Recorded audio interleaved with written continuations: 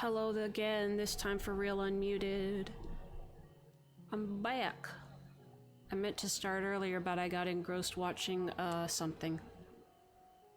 Alright. We're at Pelupelu village. I am back on my home world. I got a little Zidane minion right here. How do I forgot how to do first person.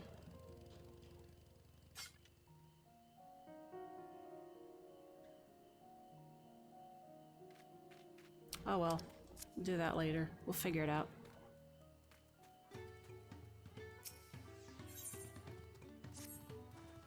How's everybody doing today? Happy Saturday. Not my finest moment, I'll admit, but now that we're here, let's do what we came to do. Find the Elector. Allow me to propose a strategy then. Kryl, Alice, and I will speak with the merchants. Wuklamat, you and Aaronville might try approaching travelers and passerby. CT, pray investigate any of the other establishments which catch your eye. Should we learn aught of use, let us relay it to the third promise.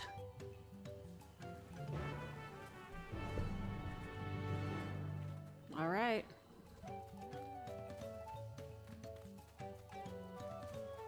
This is a nice little jaunty tune. Oh, there's a thing over here.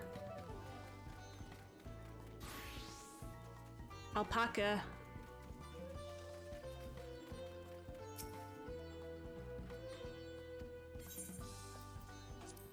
All right.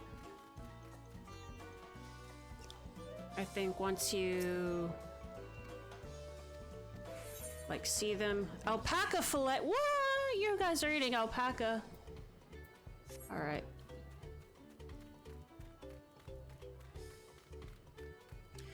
So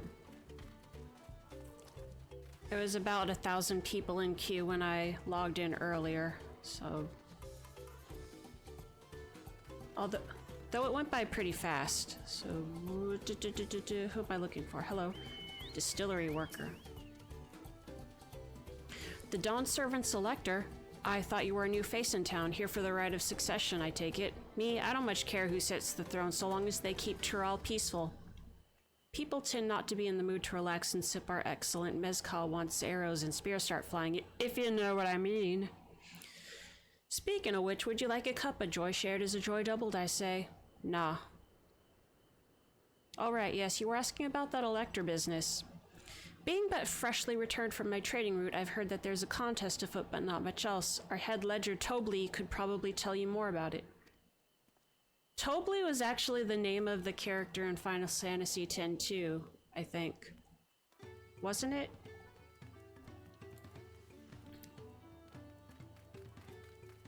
Was he the one voiced by Tom Kenny? Or somebody? I remember seeing some familiar names in there, besides John DiMaggio, who's Waka, and Kamari.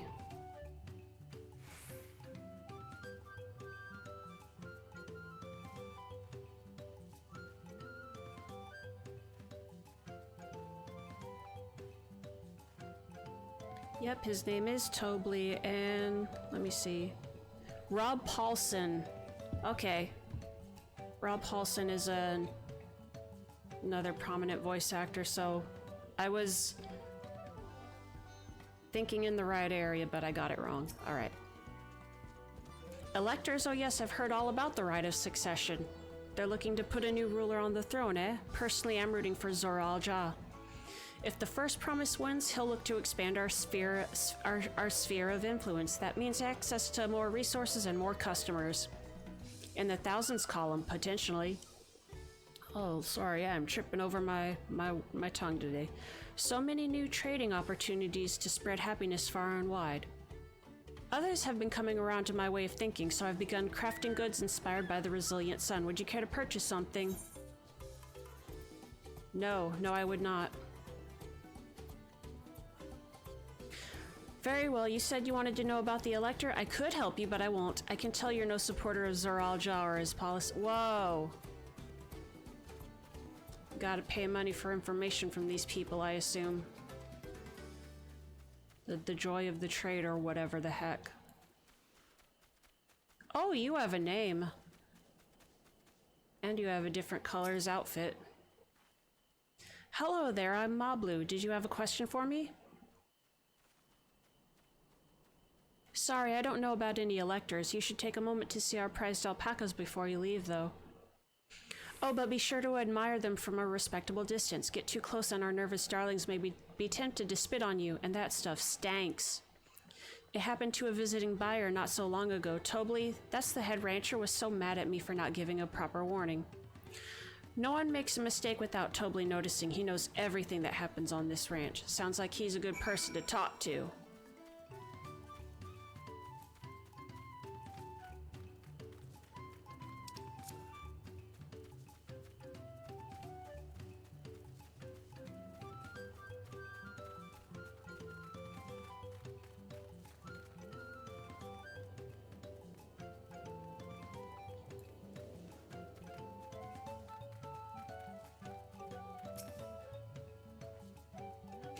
You really have to watch yourself around these silver-tongued peddlers. I almost bought a bottle of mezcal and a stack of blankets, and then there was this enchanting ornament.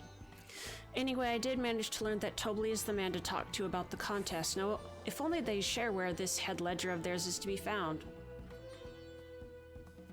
Really? He's also the head rancher? Well, the alpaca ranch is not far from here. I say we pay it a visit before the others return. Okie dokie. Smoky pokey.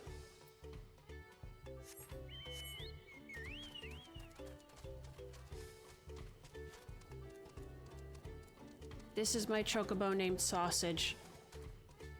Why am I following you guys?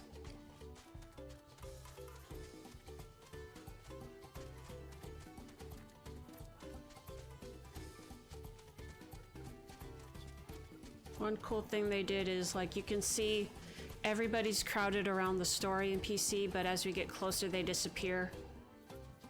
That was a setting that they added. It's kind of nice.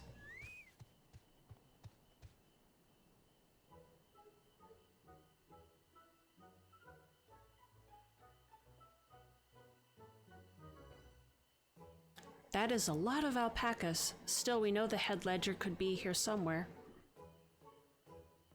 I can't let fear deter me. Not to say that I'm scared, of course.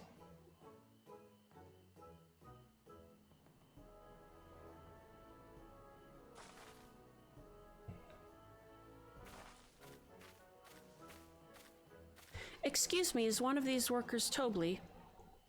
Tobley? Oh yes, he likes to mingle with the ranch hands and keep an eye on things. I can't tell you which one he is, though. You can't? Is this part of the contest? All I can say is that Tobley often mentions his favorite pungent subject. He also can't resist a profitable trade, though who among us could, am I right? Still, if you bring him a very good deal, he might let his identity slip. So it's like a game. Easy enough, all I have to do is offer Tobley a deal he can't refuse. No problem at all.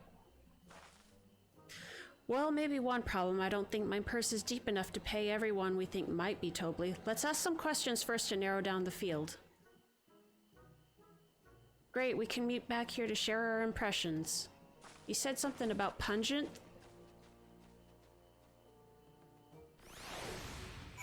Can we entice him with this stinky drink?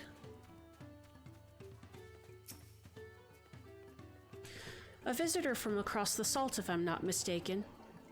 Be warned, the alpacas will spit if you startle them. I suggest you keep your movements slow and deliberate.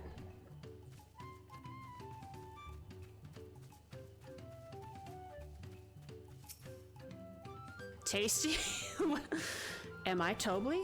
Yes, that's me. Excellent work from the third promise center entourage. Sharp instincts. Shall we commence the rite of succession then?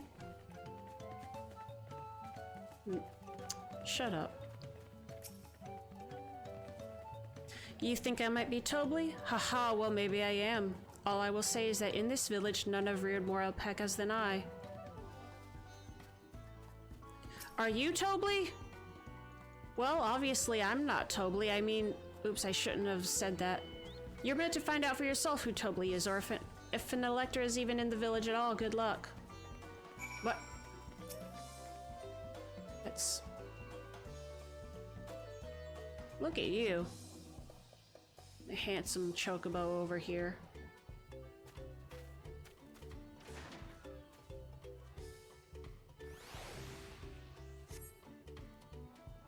Hi, Robonyan. How are you? Thanks for stopping by. Robonyan? What kind of sound does a Robonyan make? Like meow, meow, meow, calculating. Finding all the normal chocobos at normal level caps. I feel like I missed something. I'm not sure what that means. Normal chocobos, normal level caps.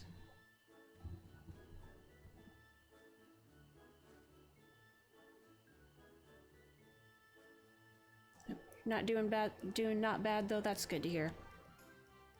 I see we're both done with our interrogations.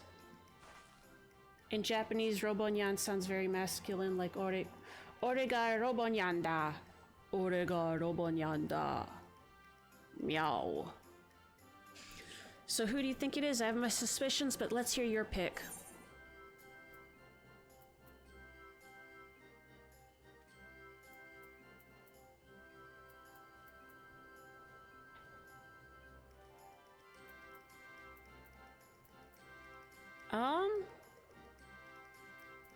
I mean, there was only one who was like, kind of didn't even mention it at all.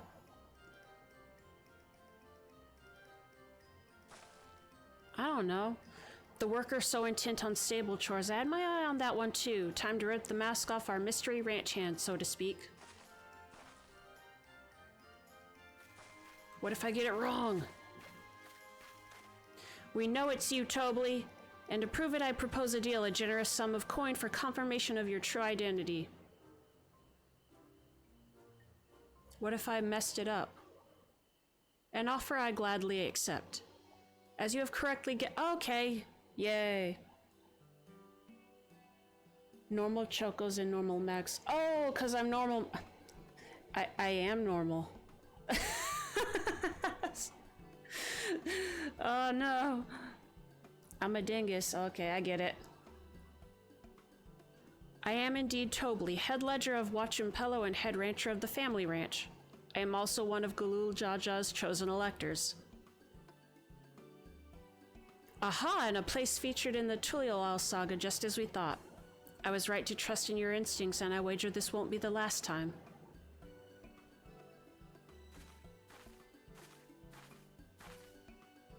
She found you out fair and square, Tobly.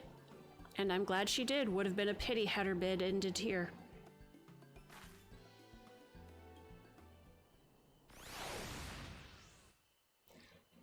You didn't say anything about me being a dingus. I said I'm a dingus. Oh, listen. Oh, that voice. You think I'm cool? Oh, thank you. I'm trying to be.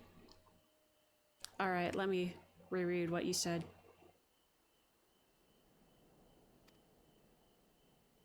Oh! I love her. She rules.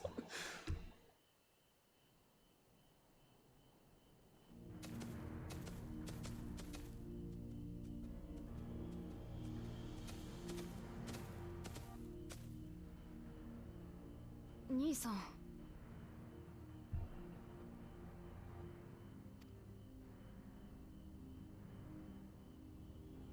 この牧場に族長の頭部になる者がいると聞いてきた。 Hold on, I want to look up the voice actor for this guy.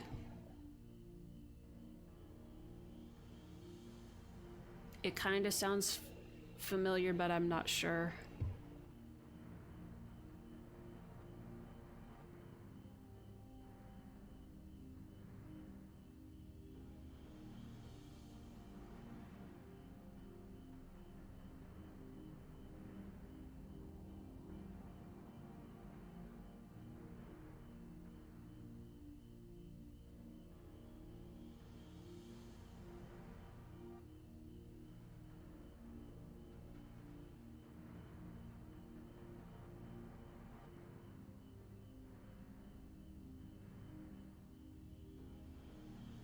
No, I'm getting the English voice actors.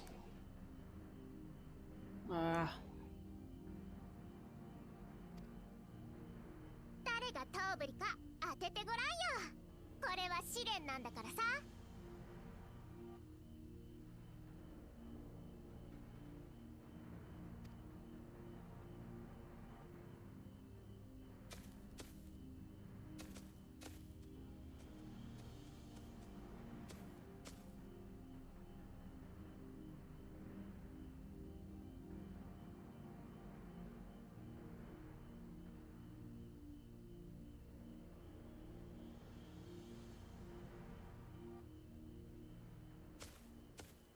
お前が頭振りだな。That's not.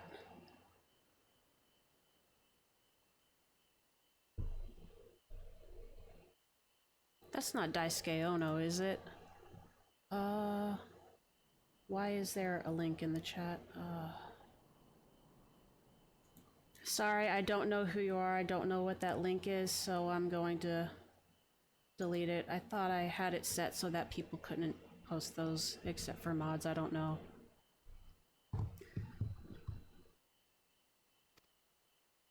問いかけるまでもなく当ててみせるとは。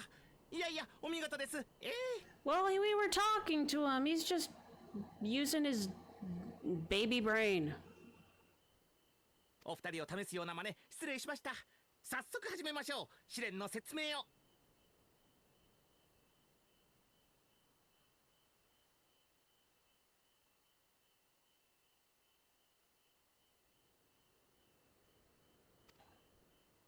年王からは伺っております。どんな試練を出すも私の自由と。いろいろ考えましたが、これにしますよ。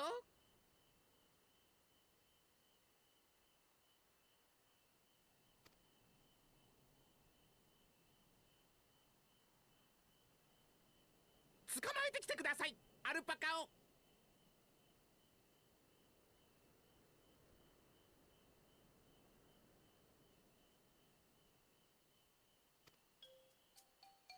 I'll pack you up.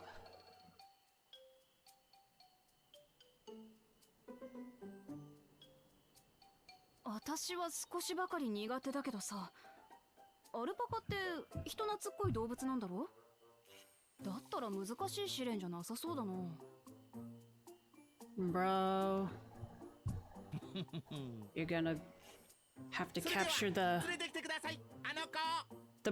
example. You're fighting the Sephiroth of alpacas.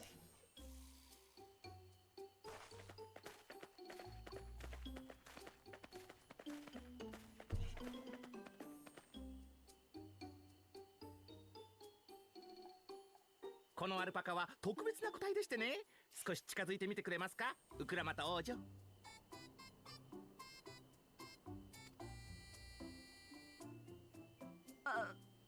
私がか？まあ何もしなきゃ何もしてこねえよな。エレンビルもそう言ってたし。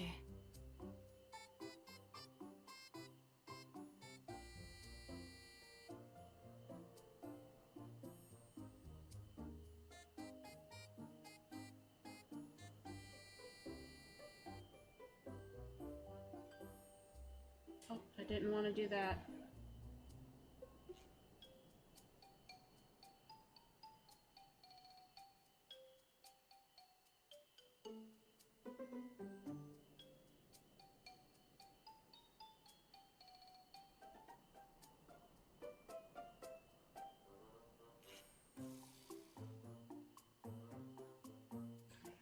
I'll figure that out later. Alright, sorry about that.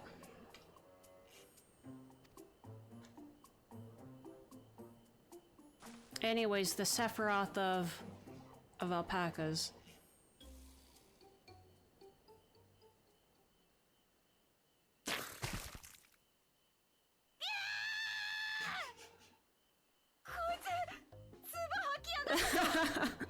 Yada da da da da da.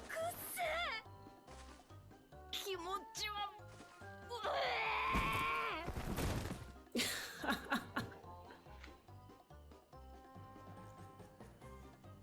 アルパカは臆病なのに好奇心旺盛という相反する性質を持っています。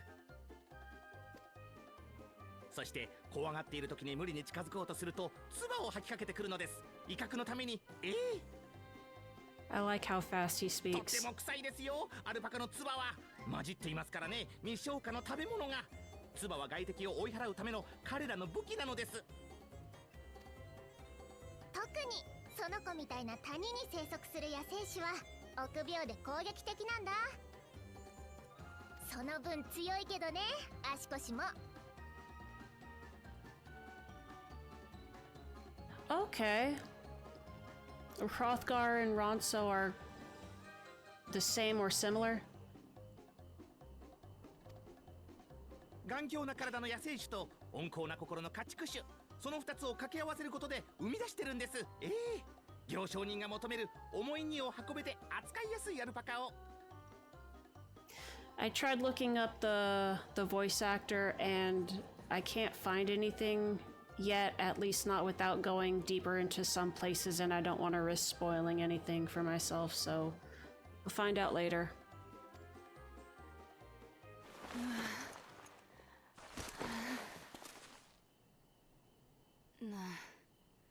なるほど、よくわかったぜ。今の説明で別に唾を浴びせる必要はなかった気がするが。野生のアルパカの捕獲、それが試練か。Ancestors being the Hrothgar. I think that might be Ono D. I don't want to take that with a grain of salt. I'm not that good at guessing them. お察しの通りです。しかしアルパカの捕獲は見た目ほど簡単ではありません。万全の準備をするといいでしょう。お仲間と共にね。そうそう、一つ言っておきますが、野生種が生息する谷に立ち入っていいのは継承候補者だけ。アルパカが見てくれるわけですよ。時代の王として史跡を得るのにふさわしい顔ね。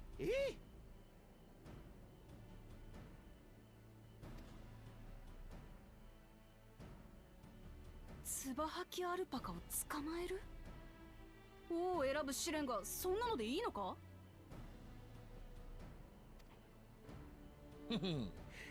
連王から好きに決めていいと言われてるのでね。それに継承の儀を最後まで進めばわかるかもしれないですよ。この試練の隠された目的が。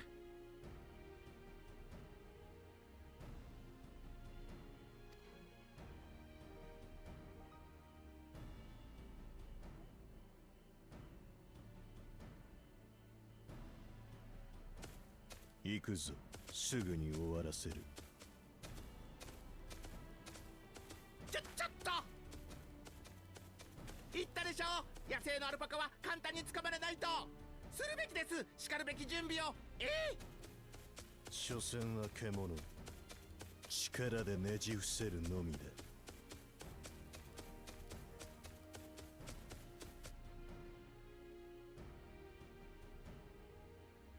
これまでなんとなく苦手だったアルパカだけどさ、今日ではっきりと嫌いになったぞ。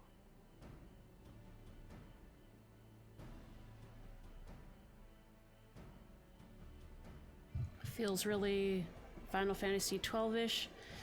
I think it borrows a lot from several of the other games, or inspiration, influence. アルパカがなんだ？唾さえかけられなければあんな動物。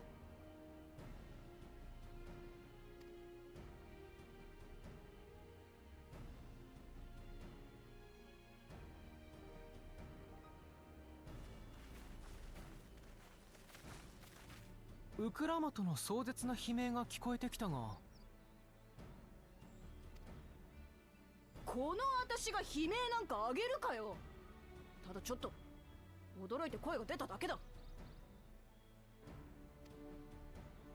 それを悲鳴って言うんだろう。 How stuff looks, yeah. 連王の戦者は見つかったの？ああ、実はな。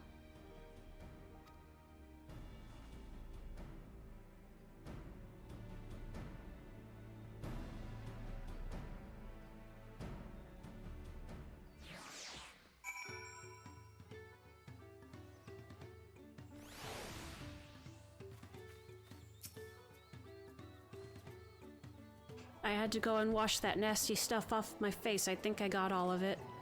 But would you mind taking a sniff for me just to make sure the stench has ruined my sense of smell? Hey, I saw that look.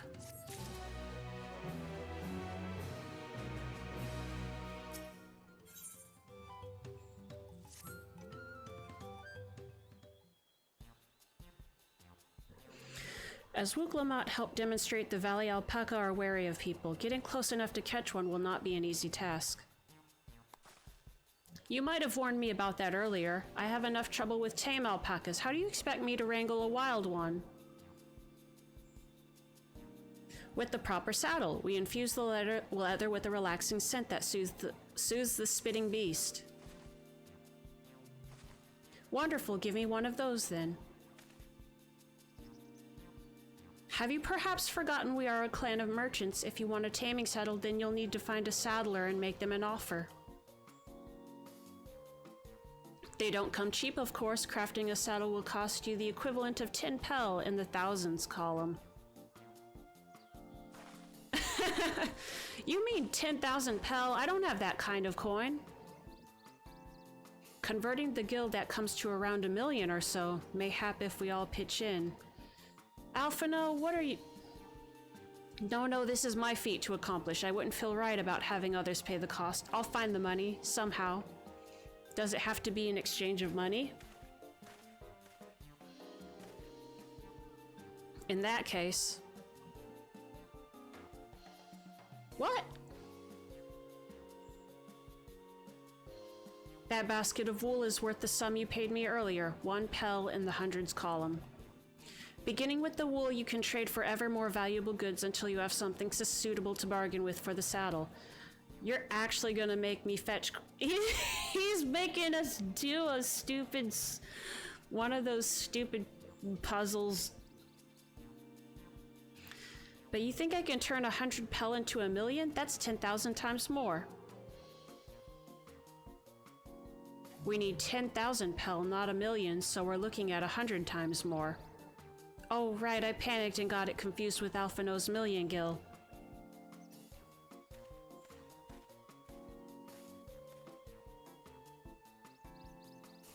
I'm not so sure about this trading idea. You were almost talked into buying a cloak you didn't need mere moments after you arrived.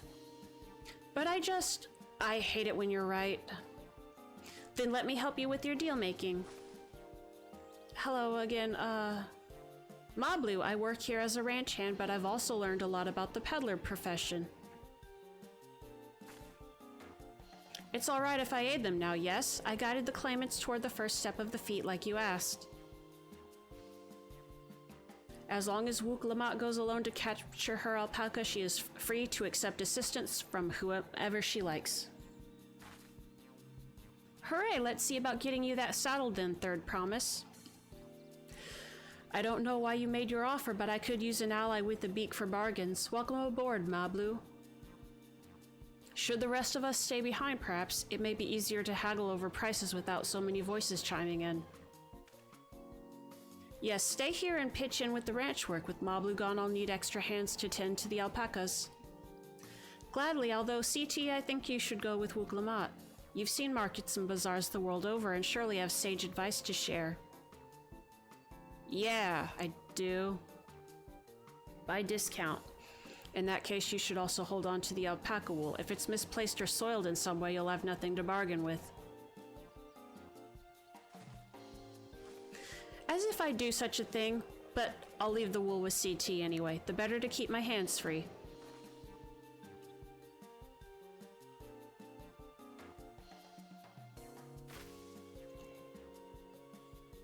To begin, I suggest we try trading the wool to Havli, the saddler. He won't agree to the deal, of course, but it'll give us an idea of how much he'll accept for his wares. We're actually gonna have to do the fetch quest where you keep trading items.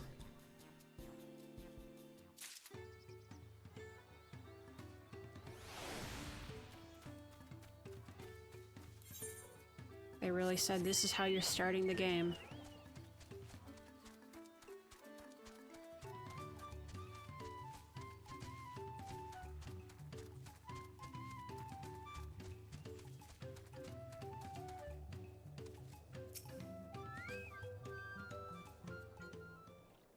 Fetch quest is a good way to familiarize yourself with the map.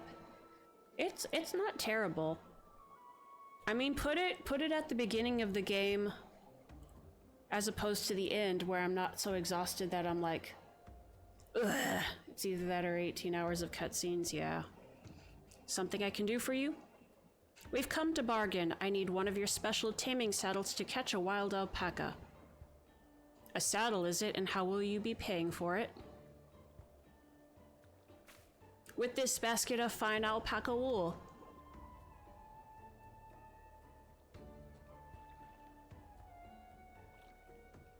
What use does a saddle maker have for wool? Besides, this would barely cover the cost of a single strap buckle. Offer me something I actually want.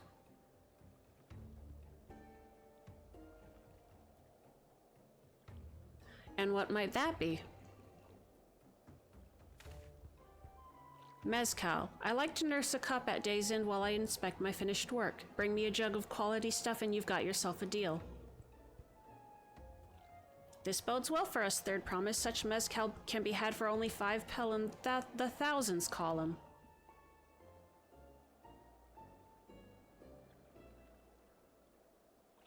Hold on. Did you say Third Promise? Then my offer has changed.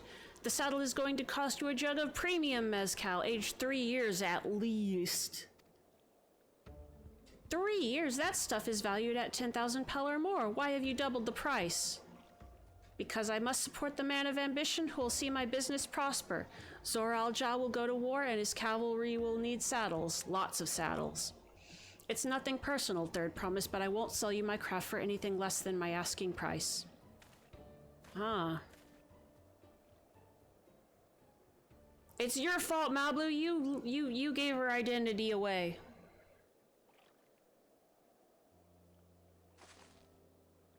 Can't say that I blame him. I'm known for championing peace, and peace is unlikely to bring him more customers. We talked to a Pelupelu earlier that was like, as long as we've got a peaceful environment to trade in, I'm cool. So, you know what? Fuck this guy. Fuck that guy. Those of our grandparents' generation remember the dark days when the clans were at war. Many of these Pelu pray for your victory, Wuklamat. The younger ones, though, to them strife and bloodshed are as children's stories. They think themselves safe from these horrors and take the peace we now enjoy for granted. Still, others are unsatisfied with this quiet prosperity and crave the future like the Second Promise envisions. They've become obsessed with innovations like the dirigibles that have made trade swift and easy. Then you have those like Havli, convinced that the First Promise's plans for conquest will afford them opportunities for great profit. But what about you, Mablu? Aren't you one of the younger generation? At least a year or two younger than me, I'd say. Oh, I was raised on the old tales. I've memorized the accounts of what it was like when the Yokui ruled our village. That's why I offered to help. I want you to become Dawn Servant, to keep our nation from going back to the way it was. Well then, I'd guess I better make sure I win the contest. But the type of mezcal the saddle maker wants is so very expensive. Weren't we expecting to need 10,000 pel from the outset? Nothing's changed, we just need to get on with it. I may not have a head for trade or the stomach for alpacas, but I won't give up with the piece of Tuliolal on the line. Hi Ketchup, how are you doing?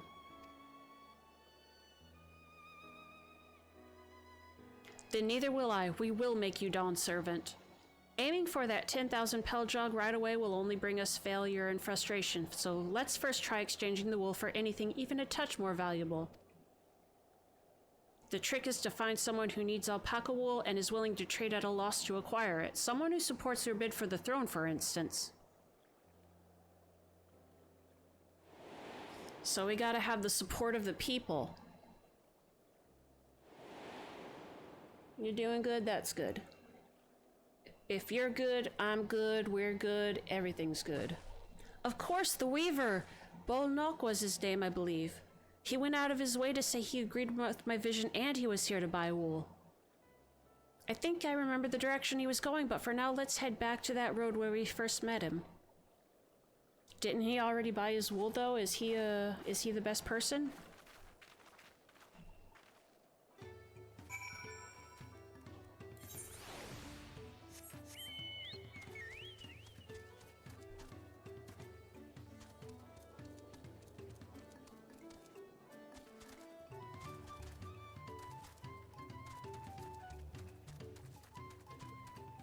Baby shoes. Never worn. I like looking at the names.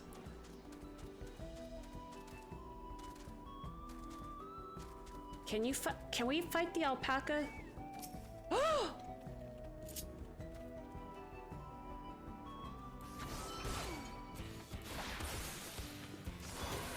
Oh, okay, I see how...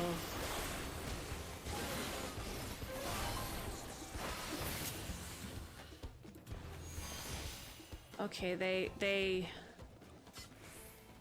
streamlined some of the buttons. I think? Whoa.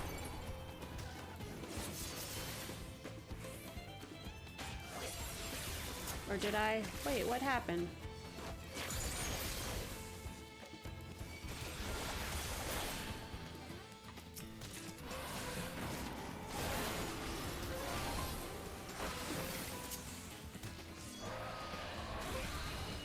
Wait, do I not have the...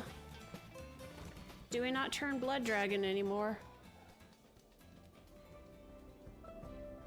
In Japanese, Possum is Yubi Musubi. But Xenoblade 2 taught lesson to not beat up friendly animals. Yep. Yeah, I mean, I know that some things are disappeared off of the hotbar. I just didn't actually read the patch for what's changed, but... I'm sure we'll get it figured out. This is the spot. After Bolnok talked to us, he walked off to the south. Yubi, like Yubi is finger, right? I mean, it might not be in that instance. Oh no, wait, you have the characters up. I do recognize the character for finger.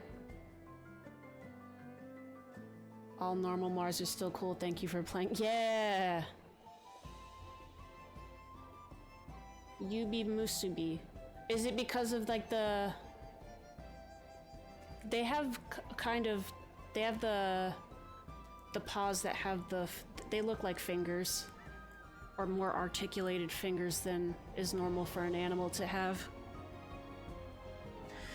Then... Oh, sorry, I'm getting off track. Then he was probably going to Ikuvlo's Inn. Most visitors to Dawntrail end up staying there. Let's go and check, shall we?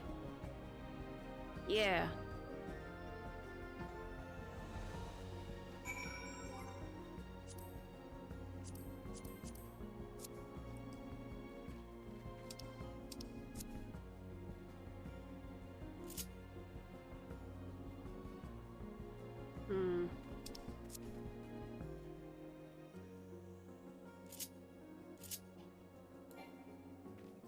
So, yeah, that one's missing. Ah!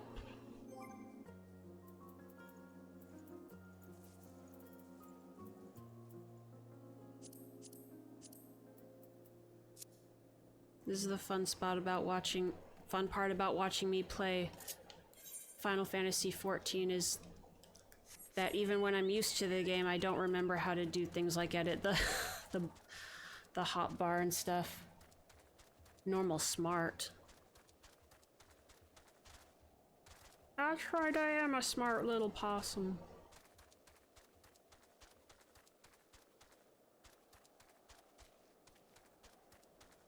Ikuvlo's Inn. Look at this little guy.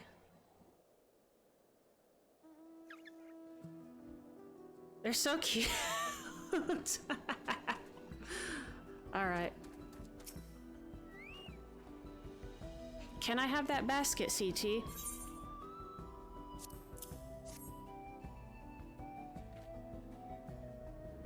Thanks, now let's see if we can turn a profit. Yeah, they do look like the Banga. Bolnok, I'm glad we found you. Although I think I just remembered that the Final Fantasy XII inspired raids were in Stormblood. Bolnok, I'm glad we found you. Are you interested in making a trade? Third promise, you wish to do business with me? Might I ask what this is all about?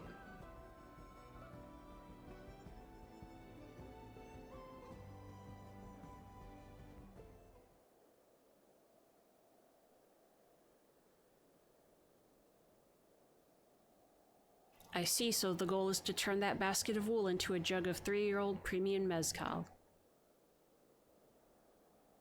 Then allow me to invest in your efforts.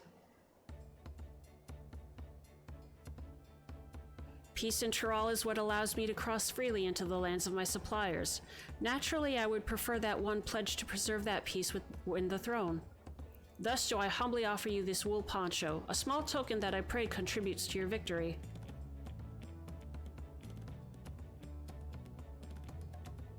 Oh, that's fine craftsmanship. A garment like that would easily fetch 5 pel in the hundreds column. That's very generous, Bolnock. Thank you. I promise I won't let you down. I have every faith in you, Third Promise. May fortune bless your future dealings.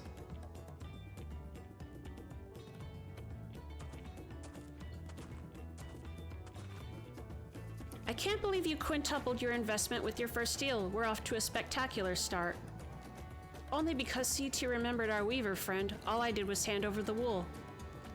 That's not true. The connections you build with people are vital. This is one of the most fundamental precepts of trading, one which you've instinctively mastered.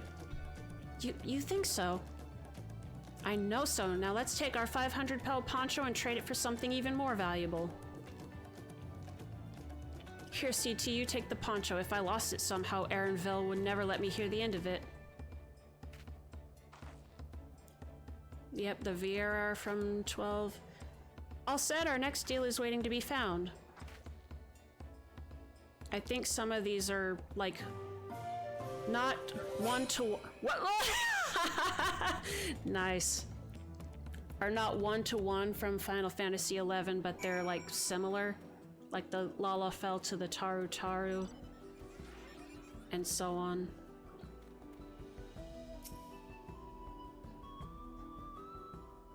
I think the Mamulja might be different from the Banga, actually. I'm just remembering what the Banga look like. Leveraging connections is a sound strategy, but we should also consider supply and demand. An individual in urgent need of a good poncho will offer more than a merchant simply looking to stock his shelves. That makes sense, but how do we know if someone needs a poncho? I mean, it's snowing here in the desert. They aren't wearing one?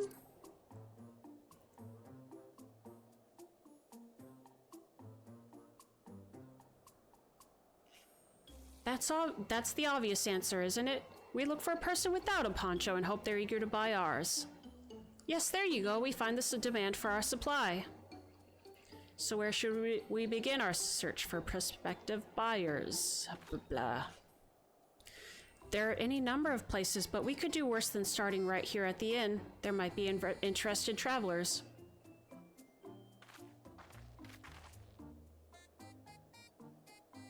Who here needs a poncho? A lot of Mamulja hardly wear anything to begin with. Those are probably lance-guard or sellswords. Mamulja who soldier for a living prefer not to wear much above the waist. It hampers their movements. So even if they have bared shoulders, Mamulja carrying arms can be struck off the list. Look at our hard-bitten Hubigo. This guy's wearing a poncho. I cannot see well enough to see if they have... This guy's got a weapon. That guy's got a weapon. Mablu. This guy's got a poncho, so I think we're looking at this guy. It's hard to see. No coat or cloak, but also no weapon. Oh, he might have a winner. Winner, winner, chicken dinner. Ho there, friend. You're not a mercenary by trade, right? I was curious about your bold choice of dress, or lack thereof. Oh, it was no choice of mine, believe me. I was attacked by beasts on the way here and barely escaped with my scales intact. My coat was not so lucky. I'm actually a toolmaker from Tulialal and was dressed quite smartly, all the better to show the Pelu I am a man who takes pride in his appearance and therefore his work as well, but now look at me. Well, sir, this is your lucky day. Do you want a pink poncho? What a splendid poncho. This would be the perfect replacement for the coat I lost. We'd be willing to part with it if you'd like to make a trade for one of your fine tools, perhaps? What about this hatchet? I crafted it myself and will vouch for its quality.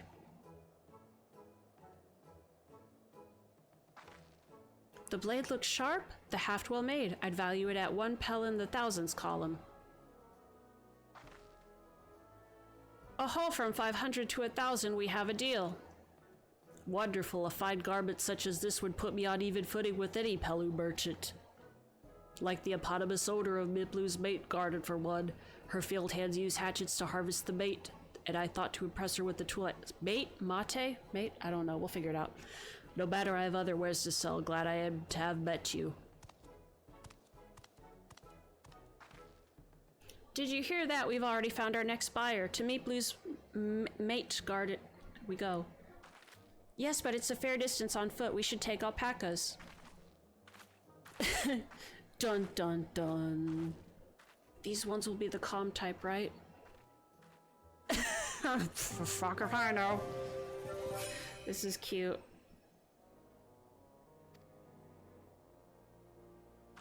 Yeah.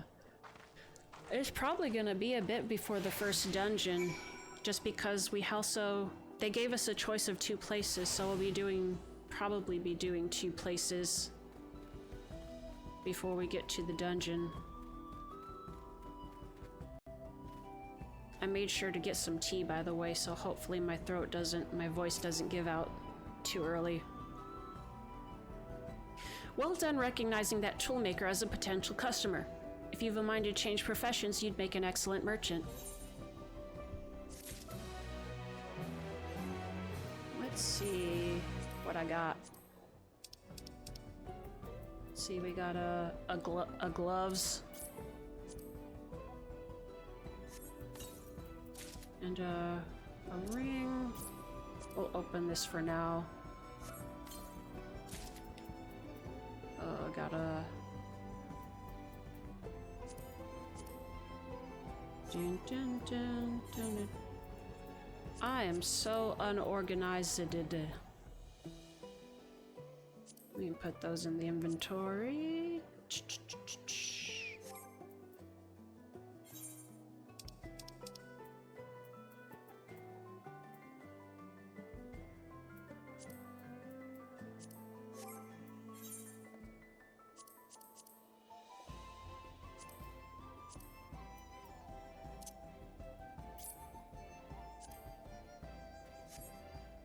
How do these look? Oh, yeah. Yeah. It would be a travesty if my voice gave out. Haha. Yes. It would actually. Wait! Hold on, everybody. Oh. Where's my chocobo? The Aether Current. This is important. Ugh! Get up there.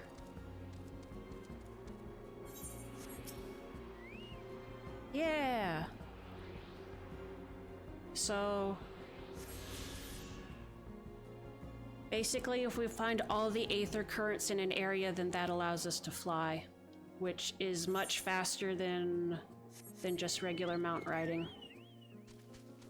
But you gotta earn it. You gotta earn the right to fly.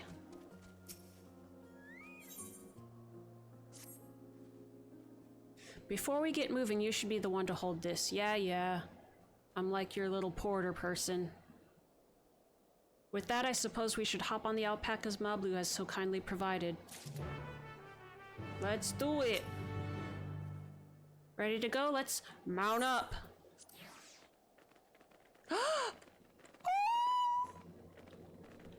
And it's off to the mate fields we go. Look! Oh, we're so cute! You'll be fine. These ones are custom to people. Look at the little butts. Their little tails. I still don't trust them.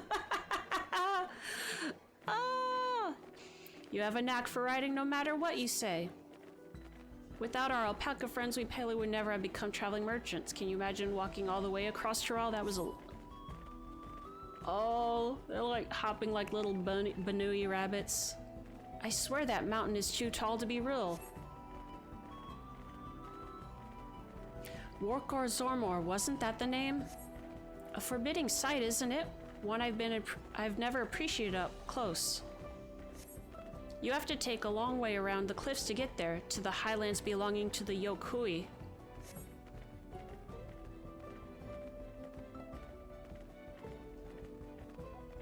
So Mablu, you said you were learning about the peddler profession. You don't care for ranch work?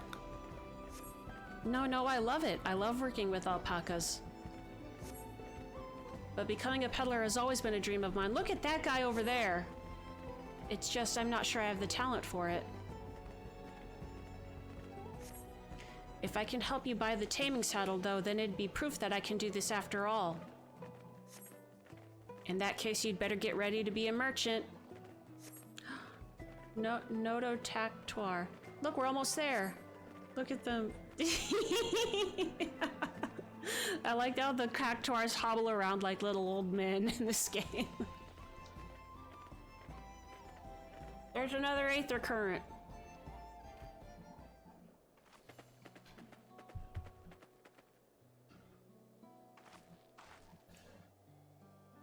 We made it in without a single smelly incident. I sent the alpacas back to Ikuvlozen, so we'll walk along the main road when we return to the village. Speaking of roads to travel, you were adopted by the Dawn Servant, weren't you, Third Promise? That I was. Then perhaps you understand. I was an orphan too, you see. Tobli took me in. He took in all the ranch hands, actually. All of them? Yes, and everyone works hard at their chores, grateful for the opportunity to repay the head ledger's generosity. Yet here I am, the only one wanting to go off and be a merchant.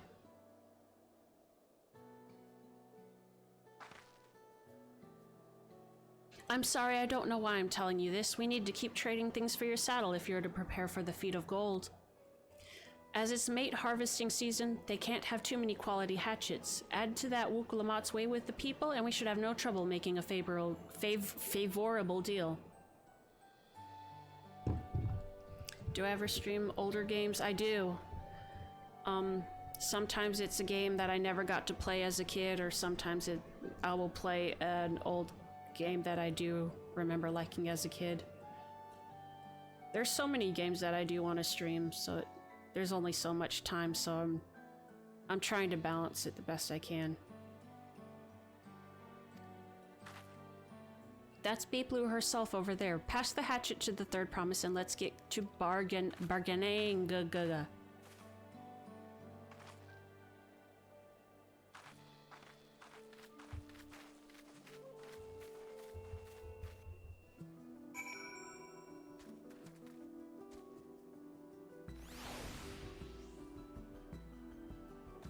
Alright, there it is. I want to get that first. I will forget. Yeah,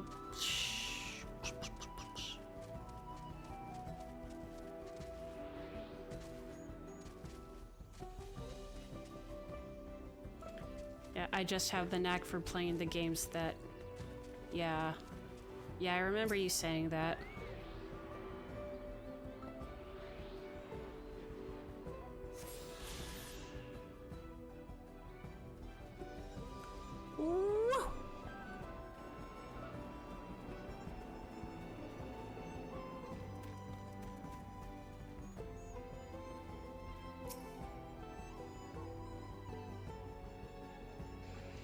You have that little axe for me? Yeah.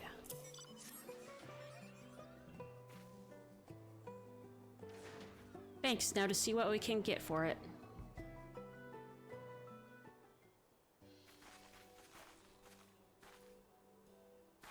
You're Pelupelu, the owner of these fields. I have a mind to trade if you're interested.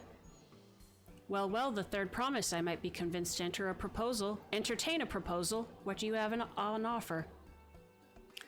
This hatchet, forged by a seasoned artisan, the razor edge of this exceptional tool will make light work of your crops. The quality is acceptable, I suppose. I offer you a large sack of mate leaves in exchange. A sack of bait leaves is valued at 1 pel in the thousands column, the same price as the hatchet. This deal would bring us no closer to the mezcal. If I may, Mistress Pelupelu, it's harvesting season, is it not? Does not the demand for hatchets afford them a higher value? It is indeed the season, which is why I procured an ample batch of tools well in advance. We've missed the window for demand. In that case, we'll have to fall back on connections.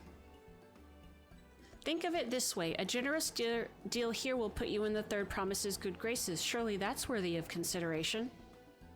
I do not wish to give offense, but I must tell you that I stand with the second promise. His innovations will improve every aspect of our lives, I believe, including farming, and I will no longer have need of hatchets. I assure you that I have nothing but respect for Wook Lamont. That is why I'm prepared to purchase a spare hatchet at a fair price. I suppose it is fair given your reasons, but we ourselves would be no better off for the transaction. How about this then? If we were to help bring in your harvest, would you give us a better deal? As a matter of fact, I would. Until Kona's reforms come about, I can always use more hands in the fields. Then you can go ahead and add our labor to the bargain.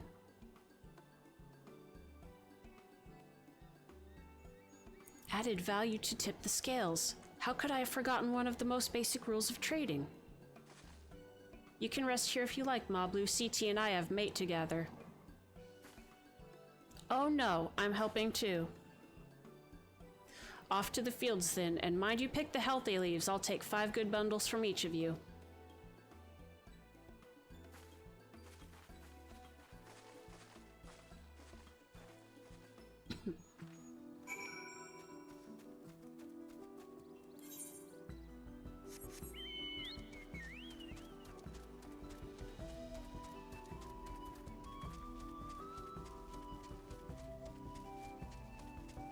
I don't know if... Let me look this up real quick. Cause some things in Final Fantasy XIV have the same names for like foods and plants, and some of them have different names, so let me figure out what this is.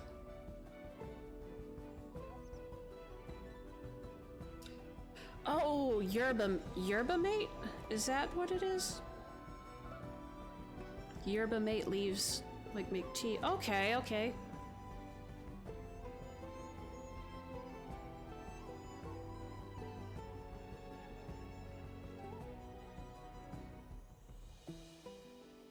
Is it mate?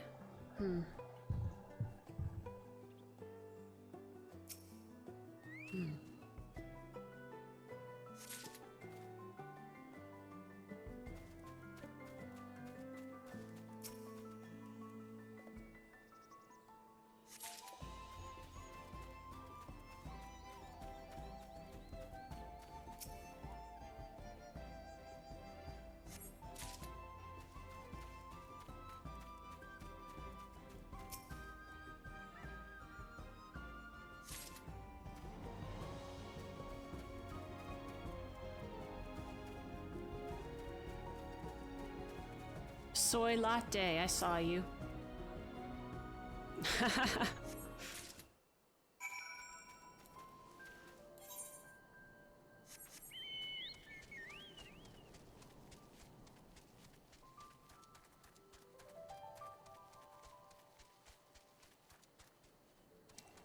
Mate leaves sounds like they would be used to make love potions. Aha.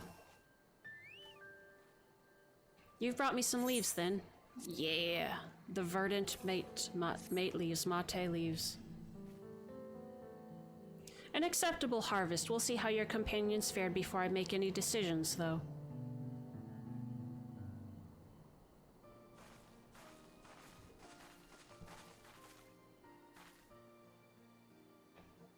Here, we've brought our share as well.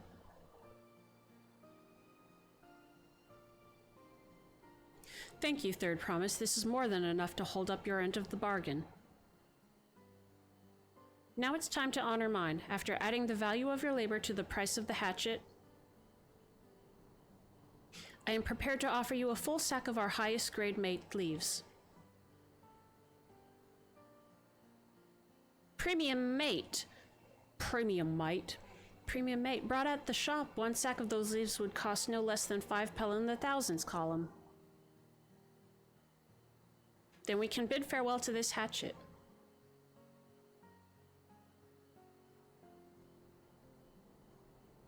I'll give it a good home. Talk of the contest aside, I'm glad we could come to a mutually Agreeable trade. As am I. All the best with the rest of your harvest.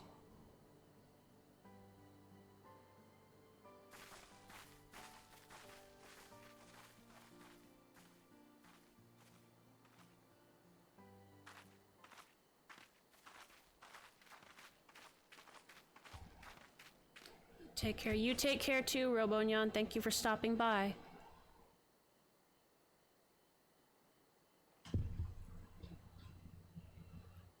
Mablu, what's wrong?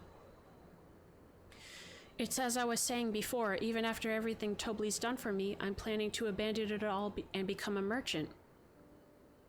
But then I needed your help after forgetting a basic rule of trade. How can I expect Tobli to accept my decision then? Have you mentioned your plans to leave?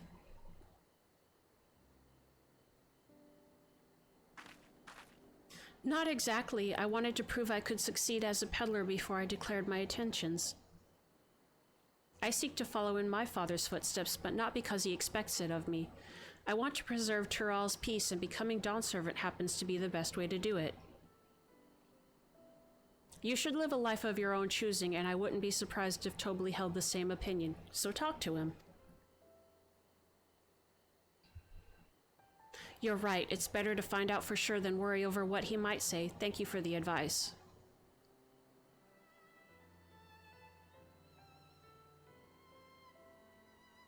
But first we have a saddle to buy. I want that success under my belt so I can be sure of my decision. What's next then? We should try to trade our tea leaves for something halfway to 10,000 pel? No, I think we're close enough now. I say we go straight for the premium mezcal. Bargain our way into double the value, eh? Think you can do it? Trust me, I will make this trade work. I admire you, Third Promise. That you're holding your own against such a strong competition for the throne is inspiring. Am I really holding my own against Kona and Zoralja? I like how the other guy isn't even an afterthought. Of course I am. I'm Wuklamat of the Dawn's Promise, after all.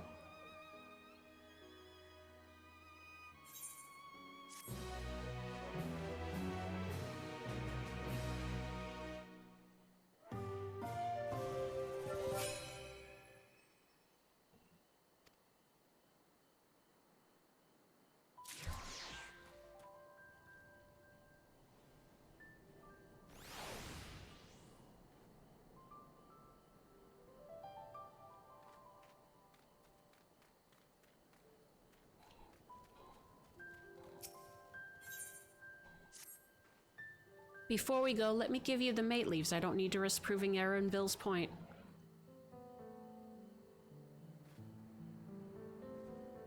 Ready then? Our next stop is the Mezcal Distillery. Let's fucking go out.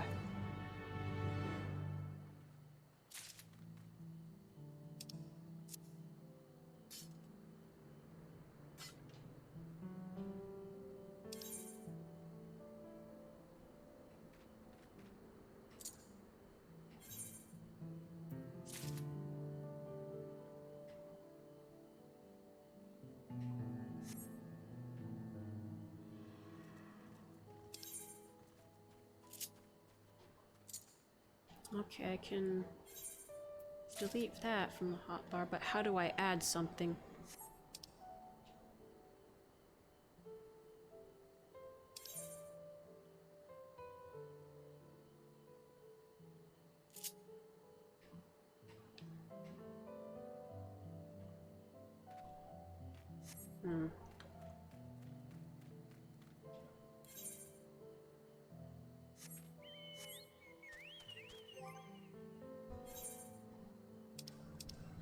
I'm trying to remember where I add stuff from the thingy do.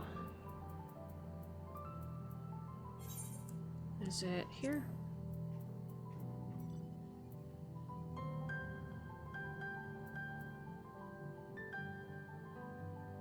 This is new. Yeah, okay.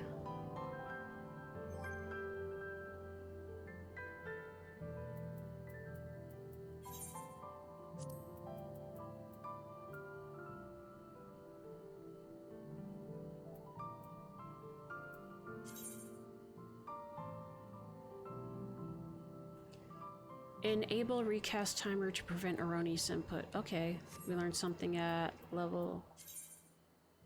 Okay.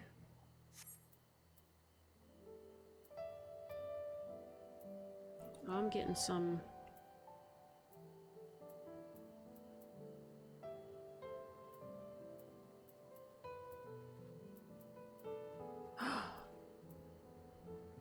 Ooh. Drake's Bane. Okay. Let's shoot, let's... Okay, I see.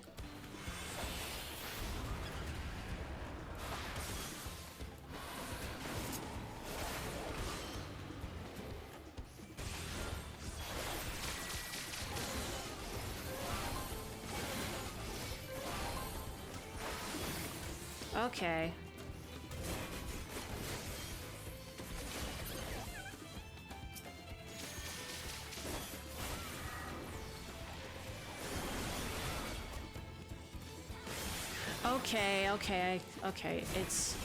I see what's... Yeah, okay. That works.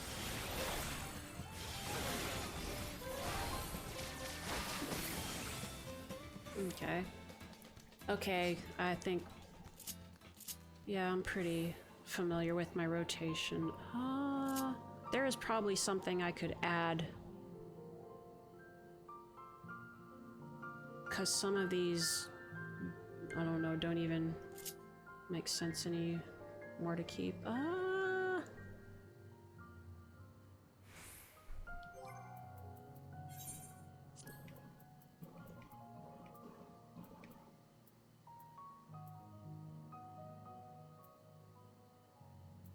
I could probably put this guy up here.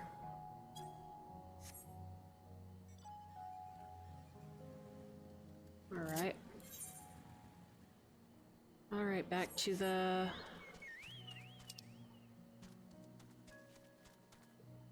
Oh, he getting chased.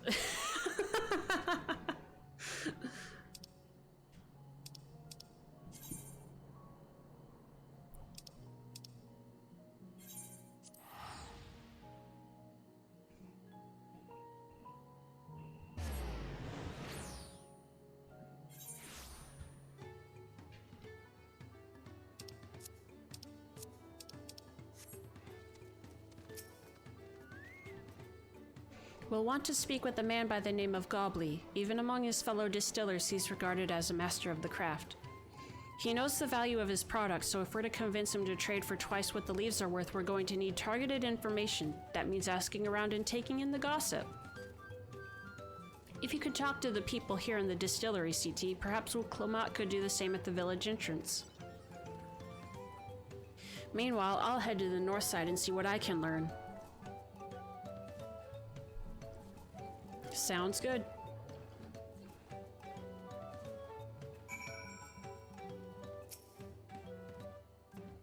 Me? I'm a chef from Tulialal. I often come here to buy Gobli's mezcal, the finest in Tural according to my customers. He always brings out a jug during our dealings, but I can't handle the stuff too well myself. I take small sips, not wanting to be impolite, you understand, but still end up so addled as to agree to whatever price he quotes me. It would be nice to have less, potent refreshments during such conversations. Else I might have to seriously reconsider our arrangement. Getting you drunk before the deal? Gobley might be a deft hand at distilling, but he's got no sense when it comes to appearances. Rumor has it he's been invited to the palace for business negotiations. If he presents himself to the court wearing his usual rumpled attire, though, he'll be laughed out of Sunperch. Ah, he's a slob.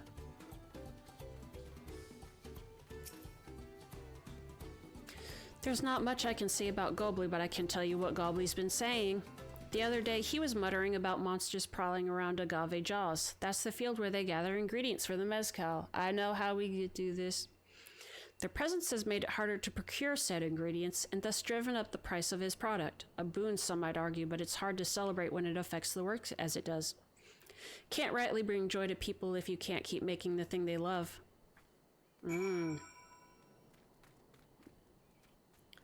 So what if we were to help with some monsters in your fields, my boy?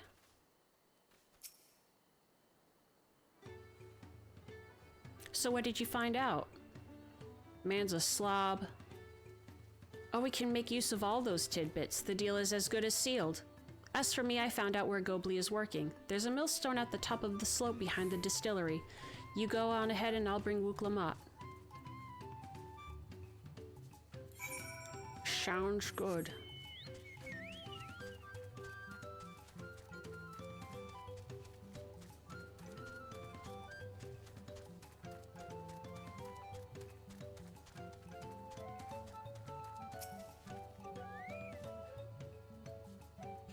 You have business with me, sir. Why don't we talk down below so as not to distract the alpaca from his work? Oh.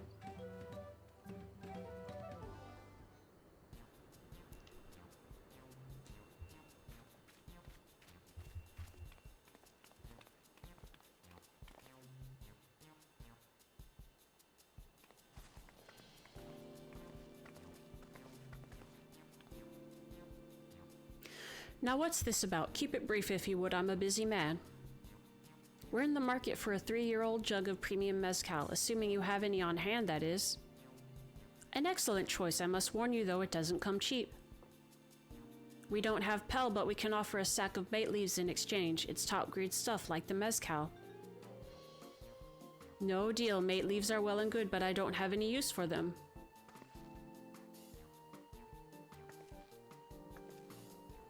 No deal, just like that. Still, I'd hate to send you away empty-handed. Why don't we sit and chat a while over a cup of mezcal?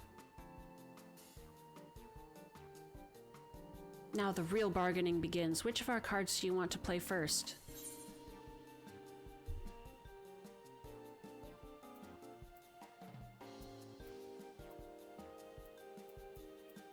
The chef's distaste for strong drink.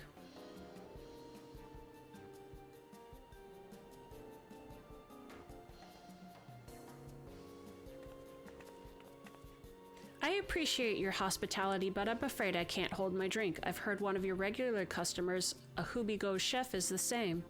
Seeing as not everyone can enjoy mezcal, I wonder if you might benefit from having other refreshments to offer. Something like mate tea, for instance, and brewed from the finest leaves, of course. Oh, smart. Oh, you're right, absolutely right. I had noticed a growing reluctance on the part of my Hubigo friend, but did not realize I myself was to blame. I must endeavor to be a better host. Still, even with that added value in mind, no sack of leaves is worth the mezcal you're after.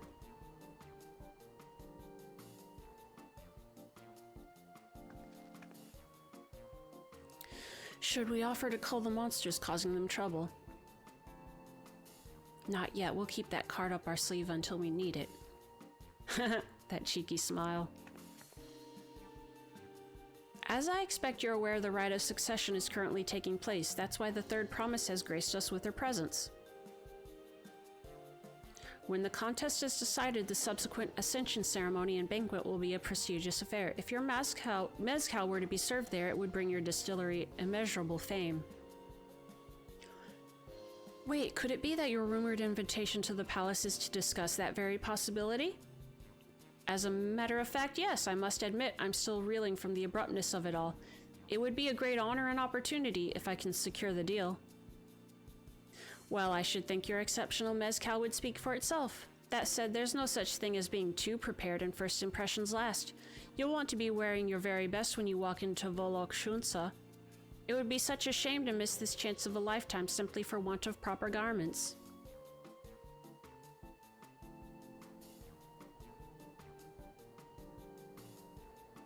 That it would. Are you saying you have garments to offer? Something ideal for court? We have no garments on hand, I'm afraid, but we can provide you with the next best thing, an introduction to a weaver. His name is Bolnok, and his works are highly regarded in Tuliolal.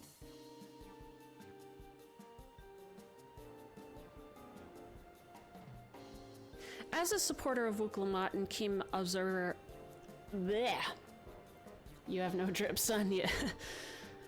And a keen observer of palace politics, he will doubtless be happy to guide you in the selection of an outfit to fit this golden occasion. That is certainly a tempting proposal, and one of which I should like to take full advantage, but the scales still aren't quite balancing.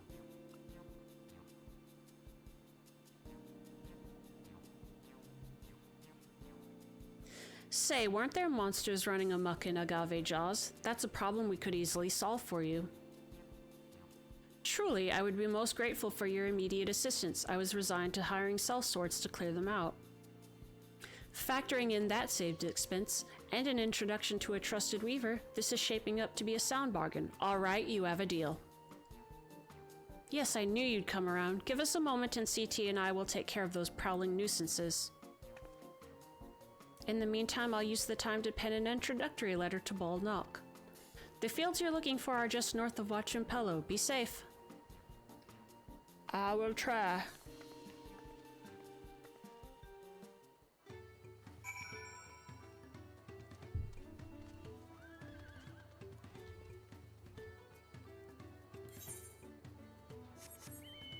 Yay! We're gonna fight monsters!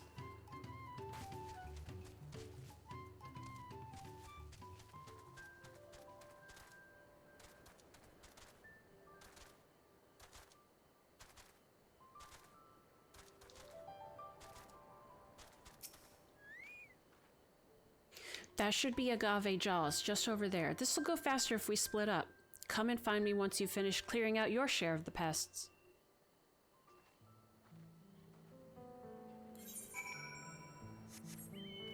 Hell yeah. Hell yeah.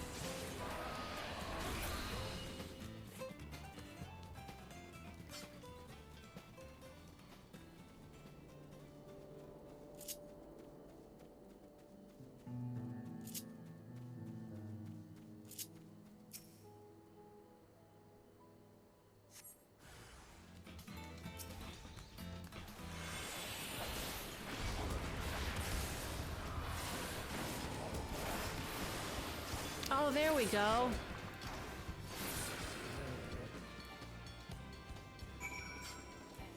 Okay.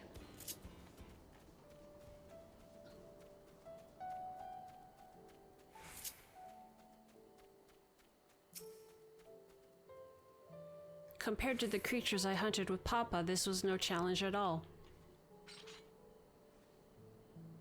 Come on, let's head back to the distillery. All that's left is to give Moblu the sack of leaves so she can seal the deal. Chablageddon.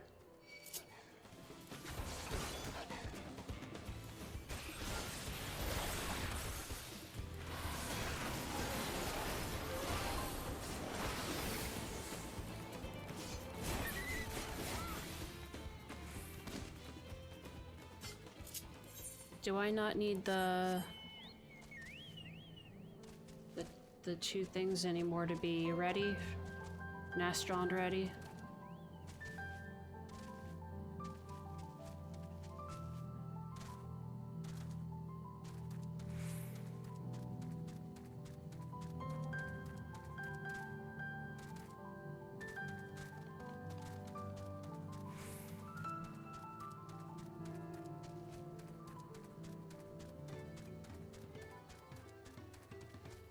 How do you pronounce your name? Pelupelu. That was my favorite Nick Jr. show, Clues Clues. Those monsters were no trouble for you, it seems. Now if I could just have the sack of leaves.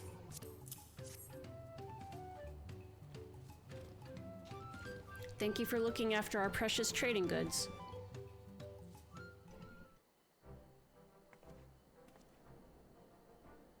Your monster problem has been resolved, Master Gobley. Here are the mate leaves and written introduction to Ball Knock as agreed.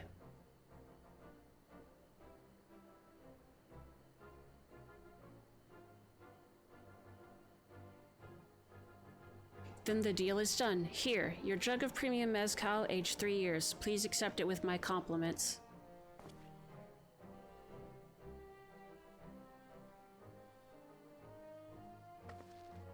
Yes, we finally have the mezcal. Great work, especially you, Mablu.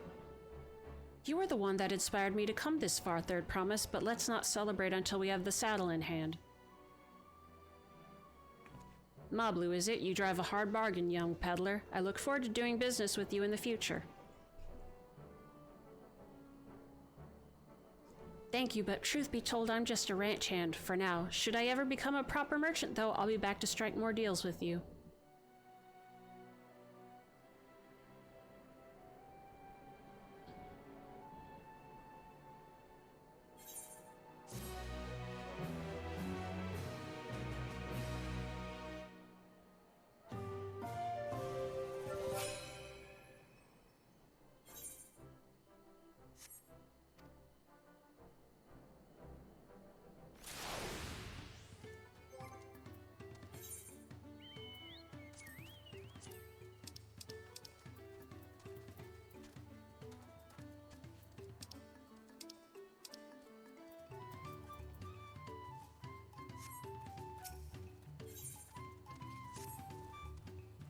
Even at the palace, I don't think I've held a 10,000 pel jug of anything before. My hands won't stop shaking. Here, you'd better hold on to it until we get to the saddle maker.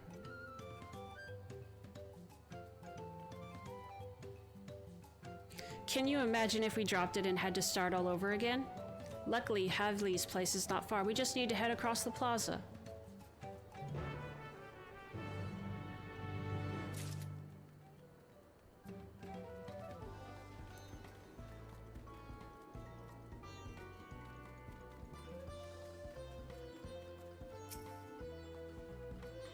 This is it, the trade we've been working towards.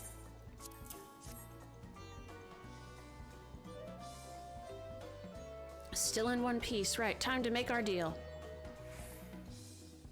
Ooh, Butterfingers. Get your tools ready, Saddler. We've brought you your precious mezcal.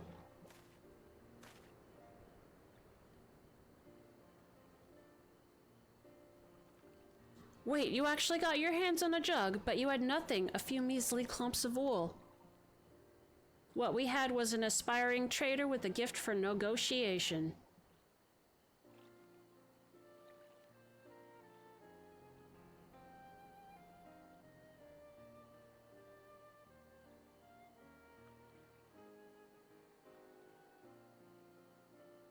Although I'd sooner aid no claimant but Zoral Ja, I cannot go against the guiding principles of the Pelupelu.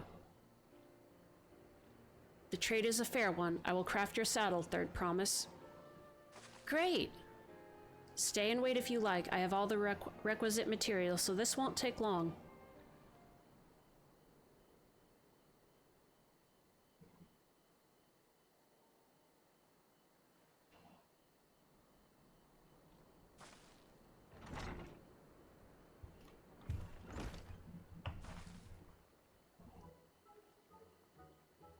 Your commission is ready. Catching a wild alpaca is never a simple affair, but you'll have an easier time of it with one of my saddles. Now, if you don't mind, I have other work that needs finishing. Ah, I can taste that smooth mezcal already.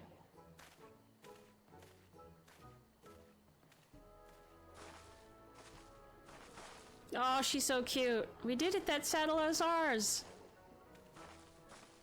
And to think we started out with only 100 pel basket of alpaca wool. Mablu, you're going to be an incredible merchant. Thank you, it makes me so glad to hear you say that, Third Promise. We got what we came for, so let's return to the ranch. The others will be waiting.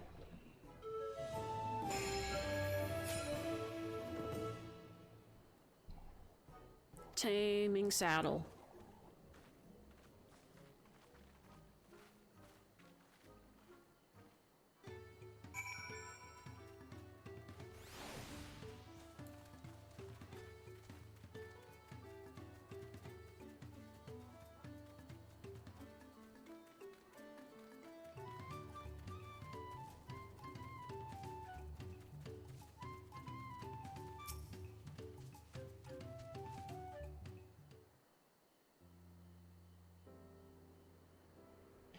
You've acquired the saddle, then? Yes, and thanks in no small part to Mablu. Before you rush off to catch an alpaca, though, let me teach you how to saddle one. I'll bring out one of our wild-born friends so you can practice.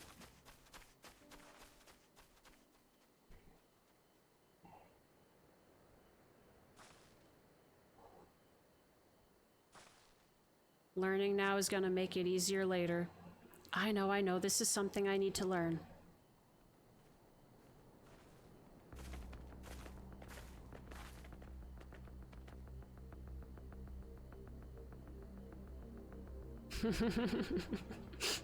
That's the face of evil.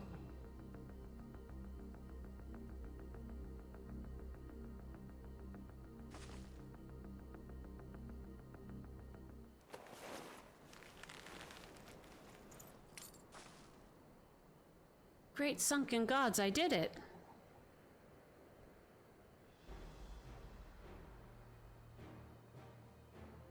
He hardly seemed bothered, much less inclined to spit, as if he was completely accepting of Vuklamat's touch. That is because of the singular scent with which the saddle has been coated. Alpacas find it very soothing.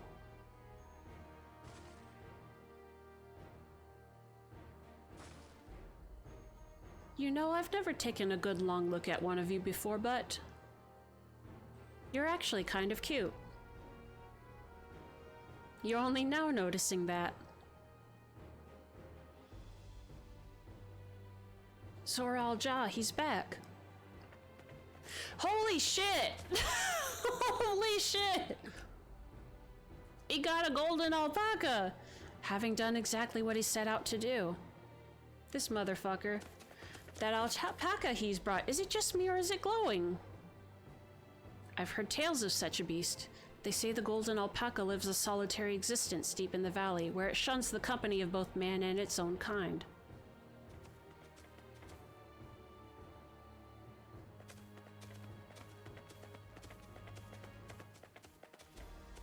How did he manage to snare a prize like that?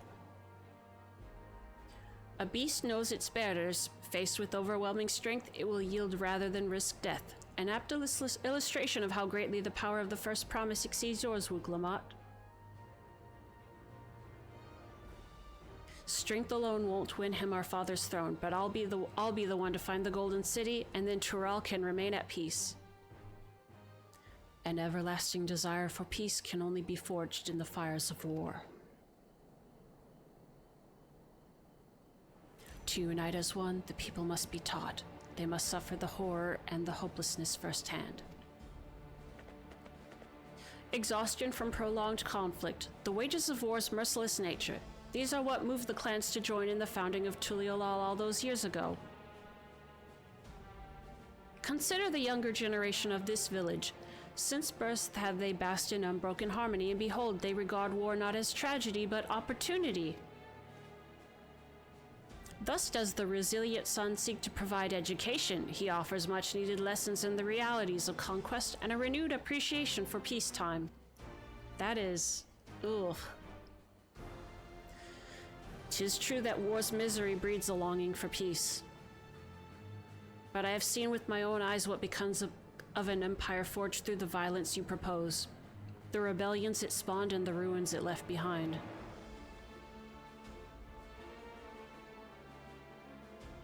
The Garlean Empire was a congregation of simpletons.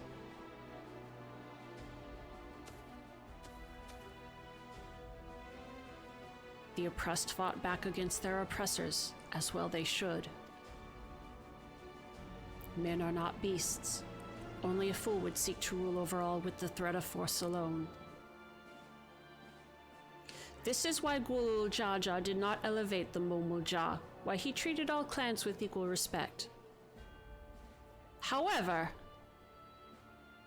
the first promise has his gaze fixed upon more distant horizons. He would unite not only Tuliola, but the star in its entirety. Oof, Fadoofa. What? Why? I need not explain myself to you.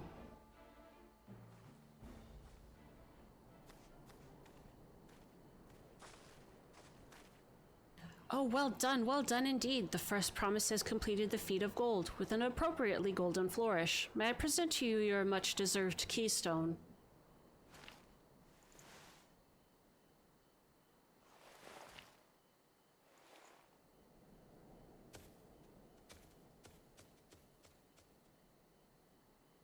He's always been like that, never sharing his innermost thoughts with me or even with Kona.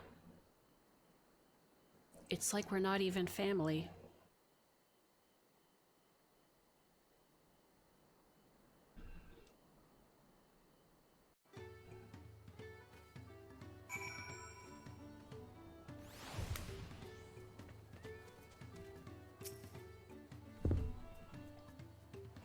I'll ponder Zoral Jada's mysteries later. Right now I need to think about finishing the feat of gold. I have my saddle, I've practiced how to use it, so lead on to where the wild alpacas roam. The valley of Orunkanka is northwest of here. Come on, everyone. Even if we can't interest ourselves, we can see Wutlamat off on her hunt.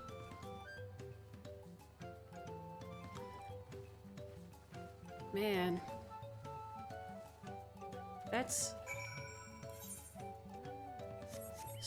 So that's interesting. Zoral Ja is the warmonger, but he's not like, or at least he says he thinks different from Garlemald, the old Garlemald. Huh.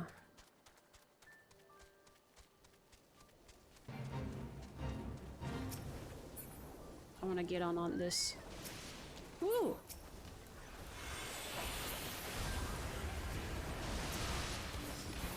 Okay, yeah, we can just jump into it.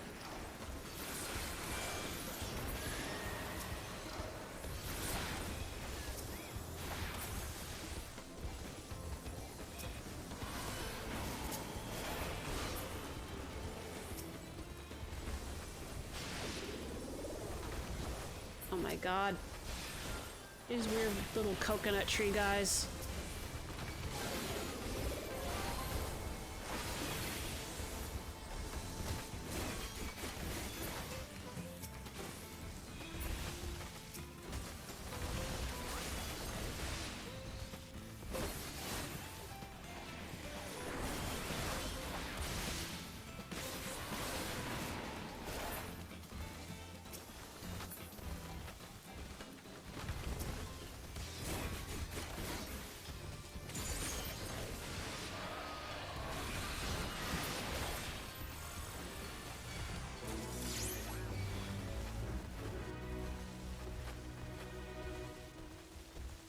Cool.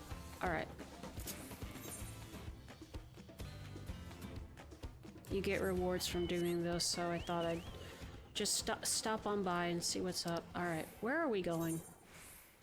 We are... Alright, we're going down... this way.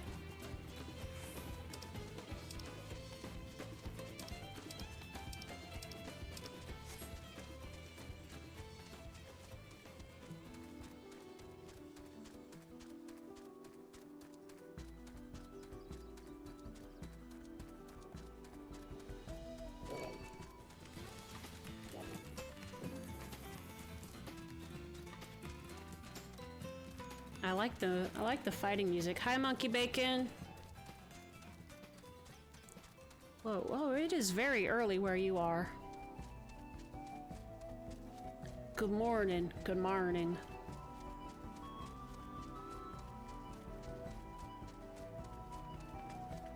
How are you doing today? Gotta go to work or just woke up early? I can do this, I know I can. Cheer on Wuklamat as she marshals her courage to attempt the harrowing task of capturing a wild alpaca. Emote. Cheer.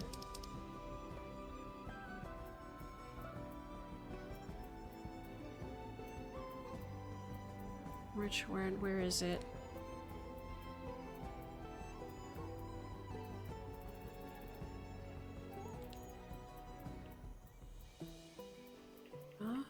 Where?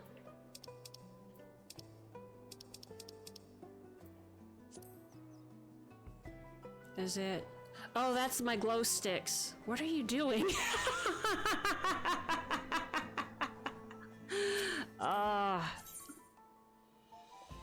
Oh yeah, that's... Oh yeah, let me show you some emotes.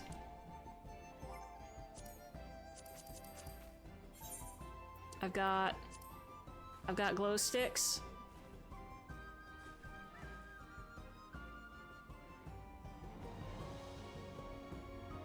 Three-hour drive for Doko. Is that a convention? That sounds... well, let me wait for a confirmation. Dude, stop giving me sass.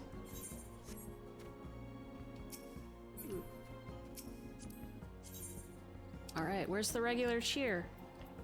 Good.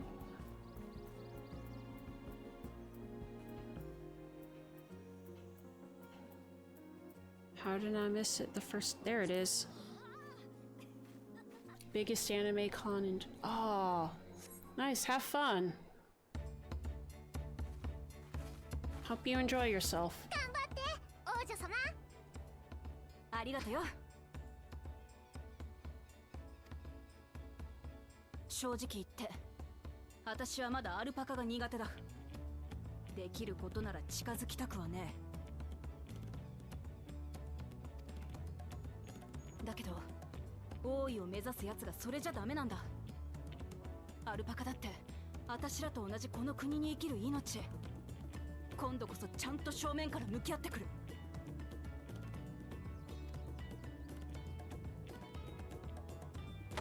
それじゃ行ってくるぜ。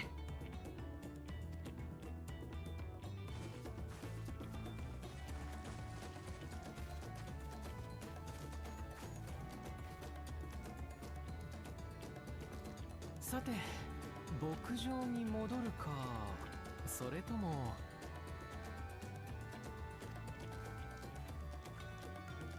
ここで待ちたい私。そうね、ウクラマトさんも頑張ってるんだもの。せめて少しでも近くで待っていてあげましょう。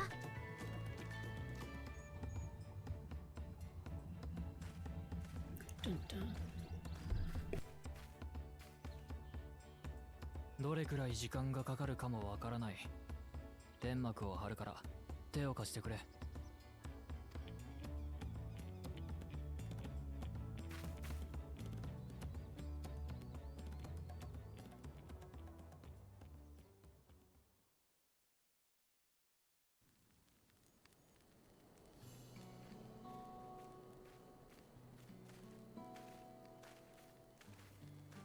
さすが腕利きのグリーナー。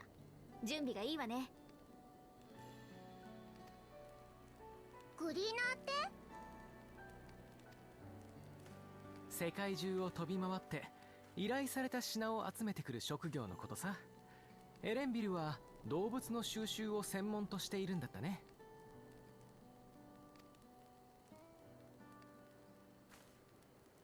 君ってサカトラルのシャトナ族だよね。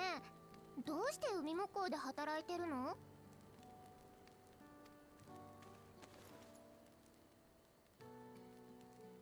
俺だって昔はトラル大陸を出ていくことなんて考えてなかったさ。だが何年も前、師匠からあるものを探してみせろって課題を出されてな。その時こう言われたんだ。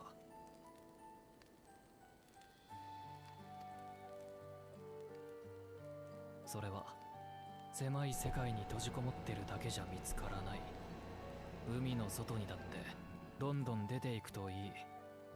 例えばシャーレアンにはグリーナーという職がある。世界中を巡り、様々な文化、風習、自然に触れるんだ。そうした学びの過程で大切なものを得られた時、きっとそれは見つかるだろう。当時の俺はその言葉を鵜呑みにしてグリーナーになったってわけだ。お師匠さんの一言で見知らぬ土地で働くなんて、その人をとっても尊敬してるんだね、エレンビルは。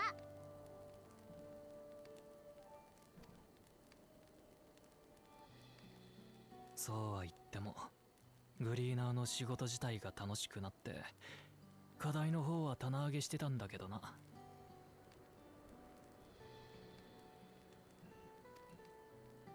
どういう巡り合わせか、ついに向き合う時が来たらしい。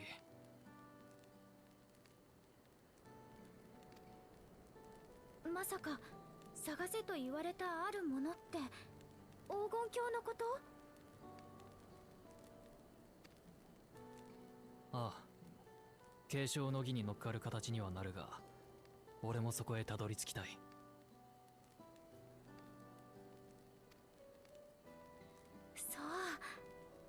そうなのね。みんなそれぞれの目的があって黄金鏡を目指している。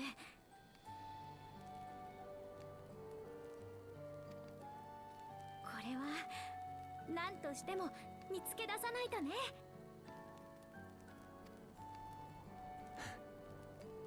そうだな。い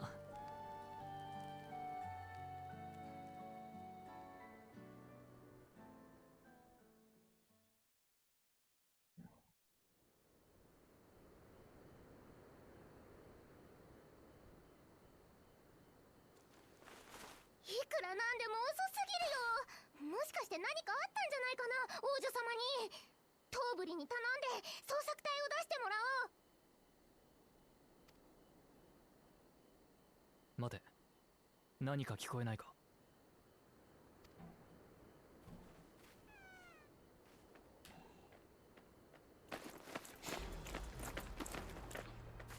？She did it. She didn't get a golden one though.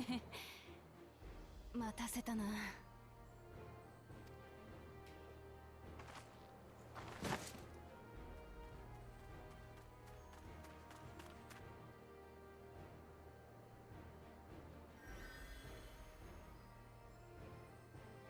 だいぶ体力を消耗しているようだね。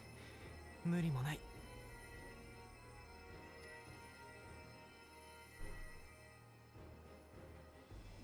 よく頑張ったわね。ひとまず天幕で休め。牧場は逃げやしないんだからな。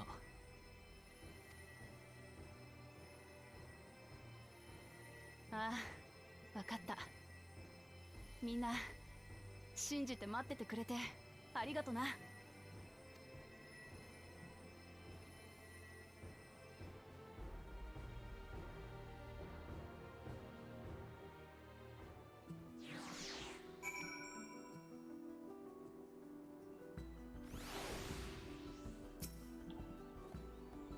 I'm so relieved the third promise came back to us safely.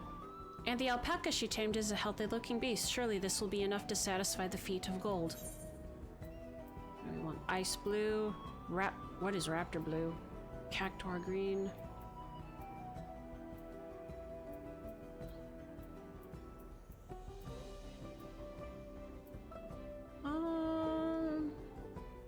Let's do. Oh, I want to do the ice blue.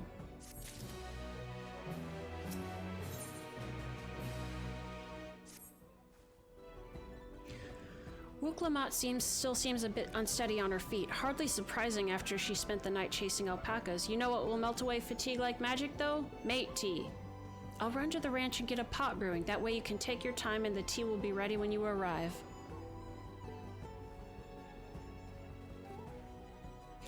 As Mablu so blah, blah. We shall set a slower pace for our exhausted third promise.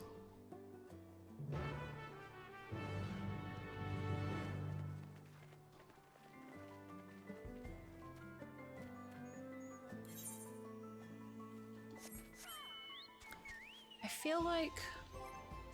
Is there a new way to do the aether currents? Because there used to be an item that you would press to be like, okay, show me where the aether currents are. But I think it's different now.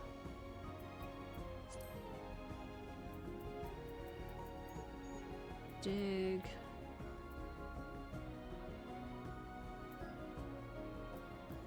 Sprint, teleport, return, duty action.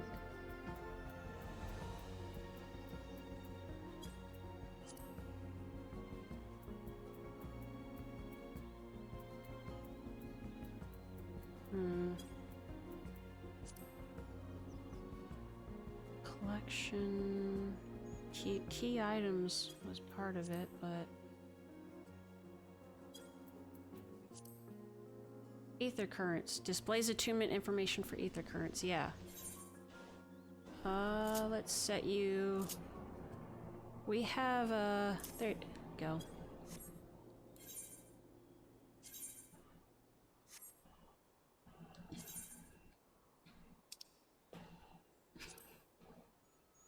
Oh wait, can we not?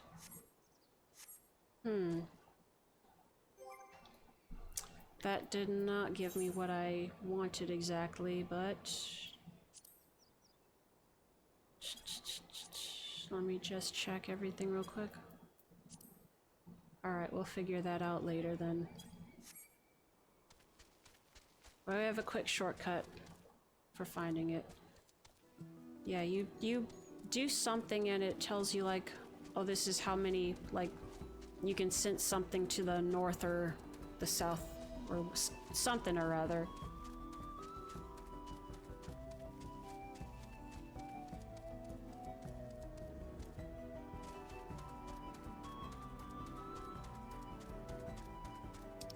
I'm gonna... Oh, nope.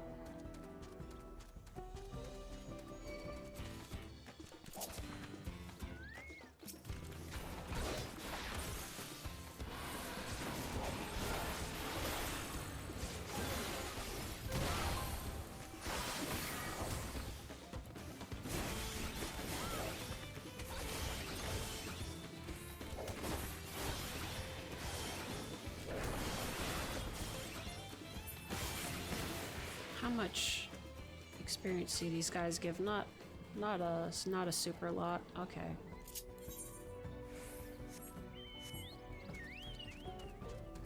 Okay, we're relying on the quests and dungeons to level us up then. Just like I remember.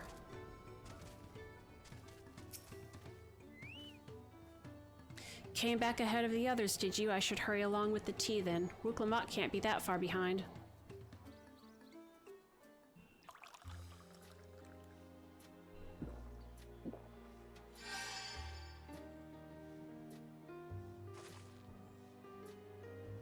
Oh, that tea really is magical. I feel better already.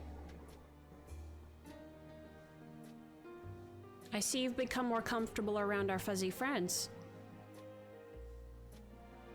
Watching this one taught me a lot about the alpacas. What grasses and fruits they eat, what sounds they react to, their adorable little quirks. I guess I've grown kind of fond of them. Welcome back, Third Promise. Accomplished the feat of gold, have you?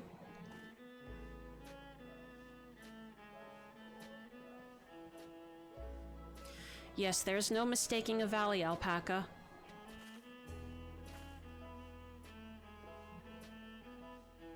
I commend you on your success. Well done. Yes, we did it!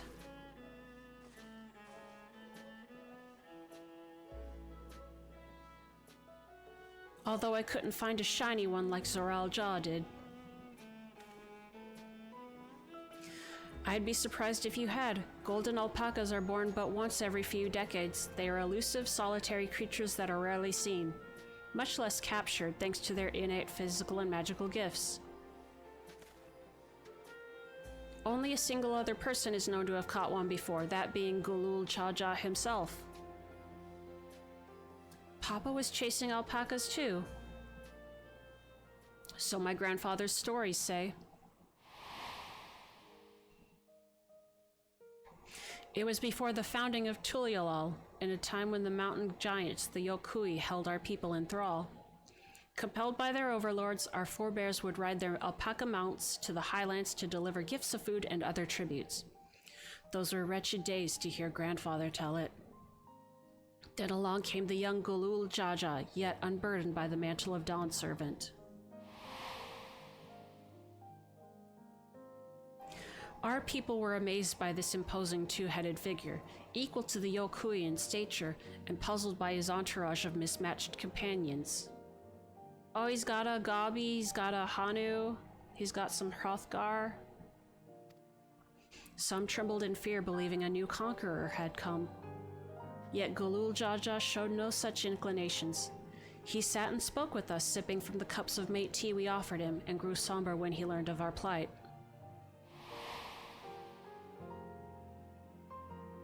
None could have anticipated what their visitor decided to do next. Gulul Jaja ascended the cliffs to face the giants and freed the Pelupelu from the Yokui's subjugation. He then turned an appraising eye upon our riders and proposed we take the road to peddle our beverages.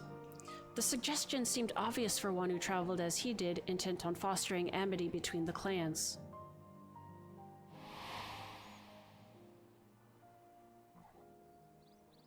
So it was that a few words from Gulul Jaja transformed us into a clan of itinerant merchants.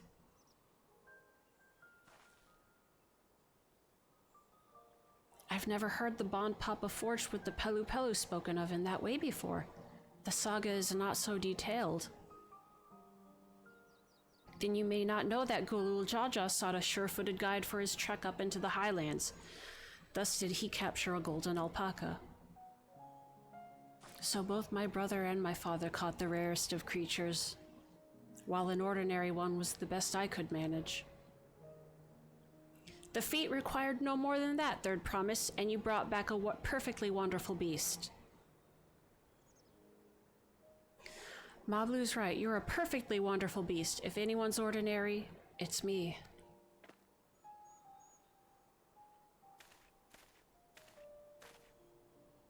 Not only did you accomplish the feat of gold, you also made many trades and brought joy to many people in true Pelupelu fashion. I sorely doubt your sibling could have achieved the same result. You should be proud of the accomplishments which earned you your keystone.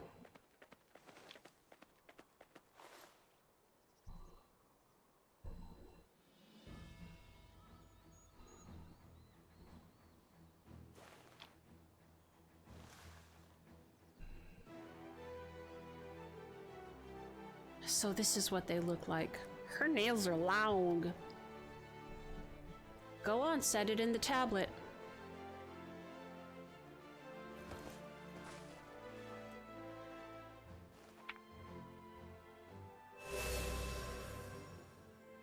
Ooh, schfancy.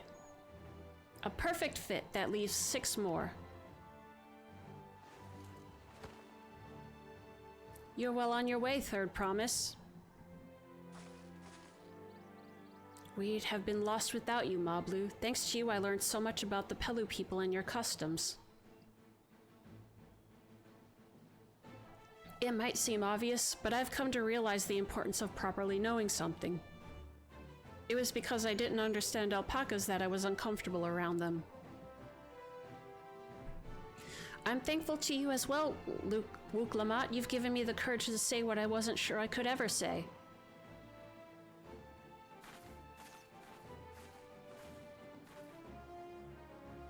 Tobli, I want to leave the ranch and become a merchant. I appreciate everything you've done for me, and I've loved every moment caring for the alpacas. But this is something I need to do. I need to walk my own path and make my own trades.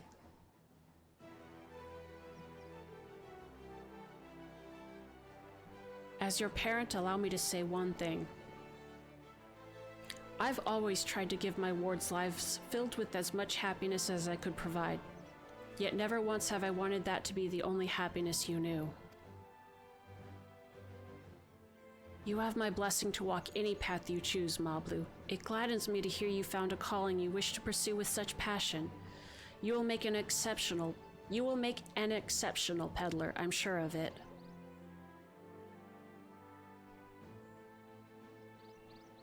Thank you, Tobli. What did I tell you, Mablu?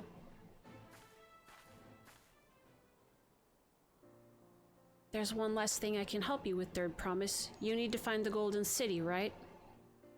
That's the end goal. Then I suggest you talk to the Yokui.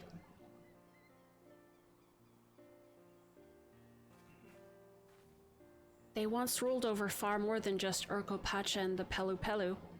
1,000 years ago, they were the overlords of Yogg-Tural and all its peoples. During that era, the Pelupelu were commanded to search for a city of gold. They scoured every corner of the continent, but never found any trace of that fabled place. But if they didn't find anything, what could the Yokui have to tell us? They may not have found it, but the fact that they thought to look for it at all makes me curious.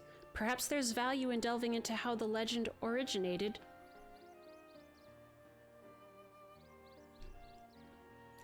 We lose nothing from asking the question. Besides, if we're determined to follow the path of the saga,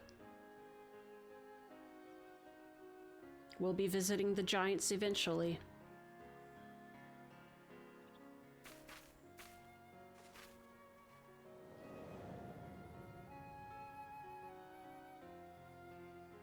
So, they said the giants are about the same size as the Galu Jaja.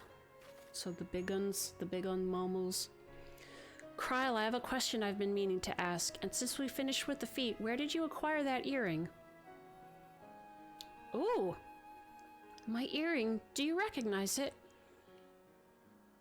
Yes, pieces just like it first became fashionable in Yogg-Tural around 20 years ago. Since then, it's become common to wear one as a charm for safe travel. 20 years ago, right about the time my grandfather made his journey. Yet the Dawn servant implied the earring was connected to the Golden City in some way. Surely there was more to its significance than simple fashion. If you want to know how it first came to be crafted, I could try to find out. Seeing as it's a regular seller for many merchants, I'm curious to learn about it myself. I would appreciate that very much, thank you. Jumping feet first into the peddler business, eh, Mablu?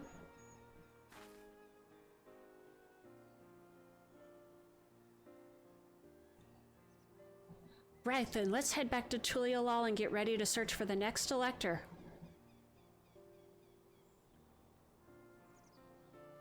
Farewell for now, and thanks for all your help. I will become Dawn servant, so make sure you set aside your best mezcal for the occasion.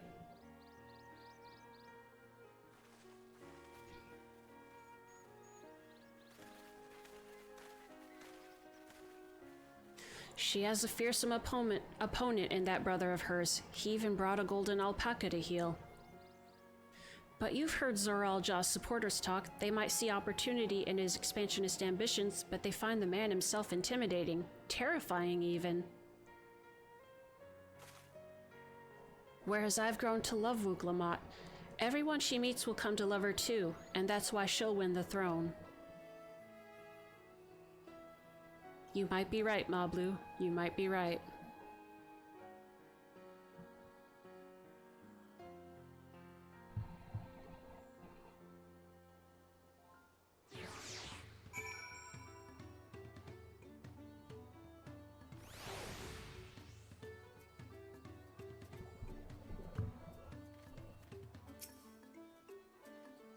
It feels good to have the feet of gold safely under our belt, even if my victory pales beside Zoral Jaw and his shiny golden alpaca. I know I shouldn't let it bother me, and gods know you've all been so supportive, but I want to be strong or wise like my brothers, to be a promise that people respect.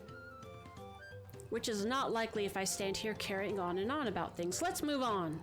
back to Jabal Yavtiek with us. The contest has hardly begun.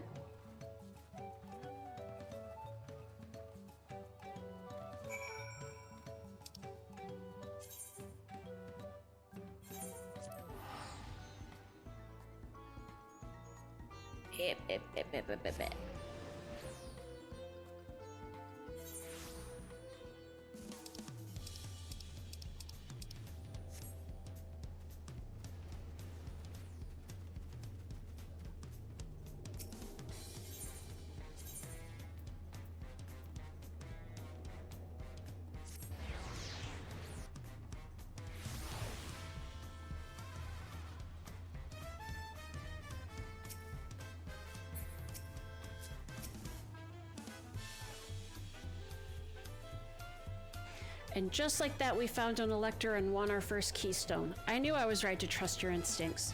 Come on, let's keep things moving and march onwards to Kozamaoka. Chances are good we'll find an elector there as well. Before we do anything, however, we should see what your patient Hanu friend has to say.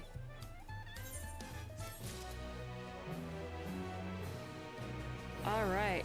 Before we get to that, though, I am going to take a quick break, about 5 minutes or so.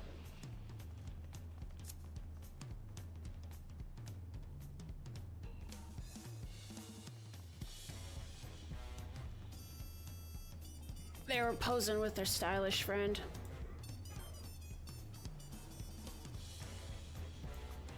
Let me fix that one.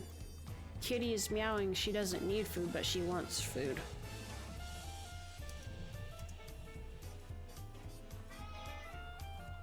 Alright, I will be back shortly.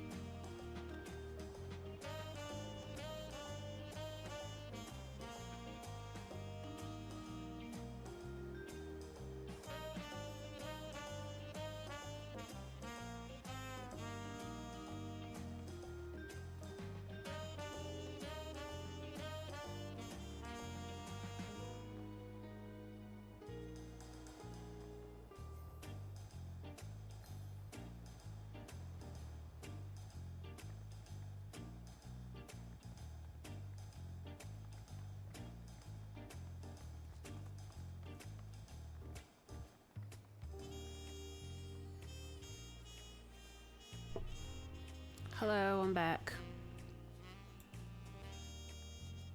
Ugh. Got myself some new tea. Got Callie a little bit of food. All right, ready to talk to our new friend. I think Callie's starting to recognize the routine of the medicine, but her timing is off a little bit. She normally doesn't follow me into the kitchen to get her food, but now she's started to because I go into the kitchen to get her medicine at dinner time, and yeah, she's too smart. I've been quite content waiting here dining on the third promise's coin, but it seems you're ready to ask your questions now. So what is it you'd like to know? The route to Okanu, we go south through the Arch of the Dawn, then follow the road which runs alongside the Kozamauka River, is that right? It is. Be warned, however, my brethren tell me the recent storm has rendered the path even muddier than usual. The footing is quite poor in some parts. Far worse was the destruction visited upon our homes, though. Houses were torn apart and several people injured if not killed. Even our beloved festival is in danger of being called off this year. If you do still plan on going, I must urge you to proceed with caution. We'll be sure to watch our footing, thank you.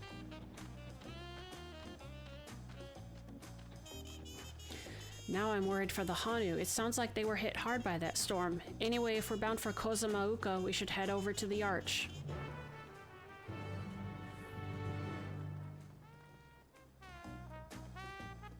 All right.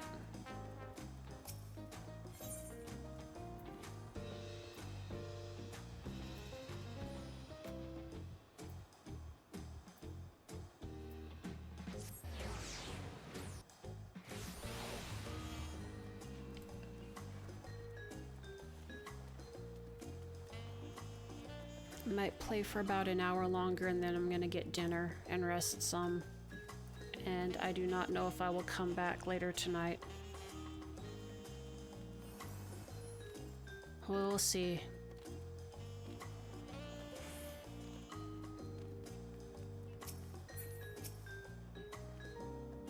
Are we all ready to leave?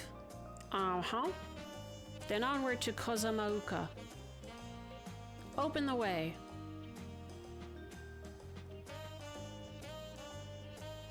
Looks like the way's kind of open already.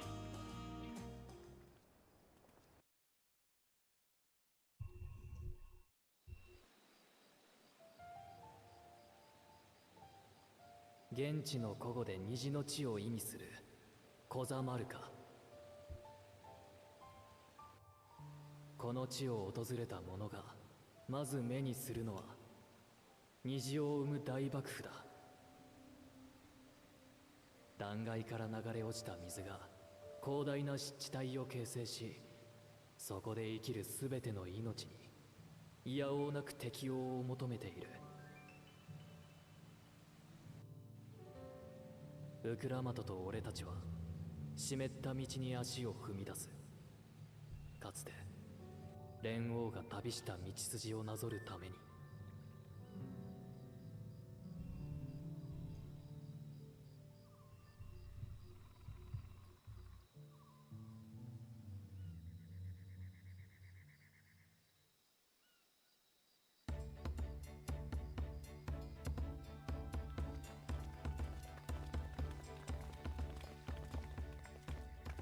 すごい滝。この距離からでも迫力を感じるわ。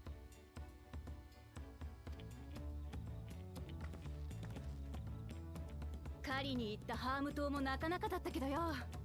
トライオラの自然だって負けてねえだろ。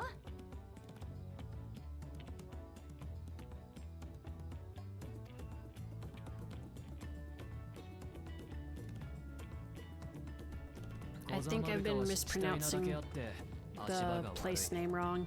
ぬかるみに入って転んだりするなよ、ウクラマト。It sounds like she's saying Tulai Lal. So I might adjust that. わかってるって。前に来たことがあるって言っただろ。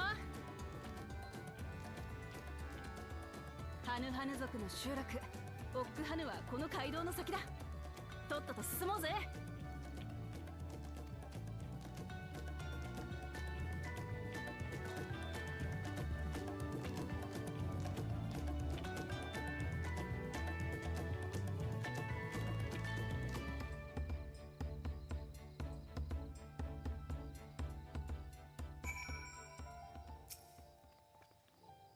There is no stopping the third promise, is there? A good thing she has Aaronville to keep her from getting lost. For all his grumbling, he's certainly there for her. Everyone should be so lucky to have such a loyal childhood friend. Right, let's get moving. If we continue along this road, we should find ourselves in the village before long.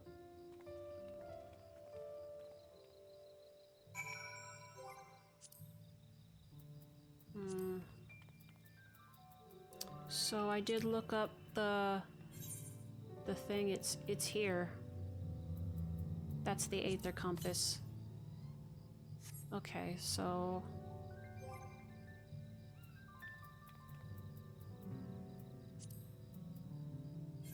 what I want to do is, there we go.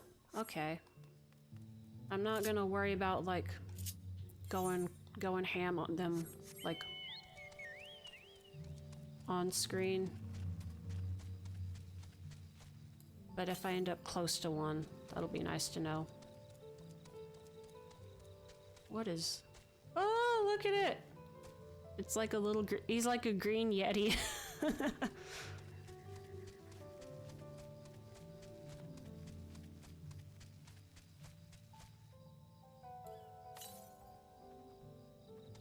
The southwest.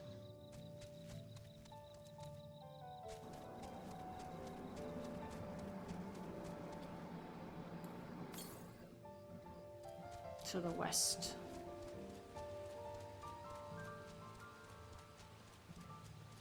Jungle pelican, is that what you call it?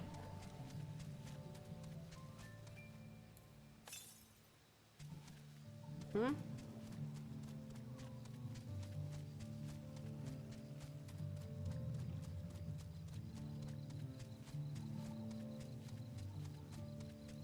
Hammerhead crocodile.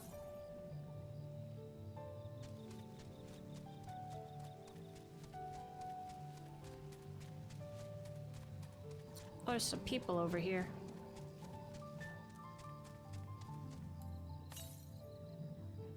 To the northwest.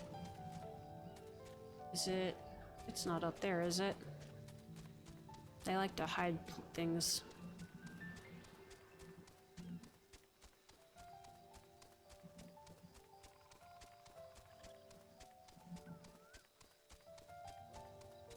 Well, how big is this tree? Goodness gracious. Oh, buddy.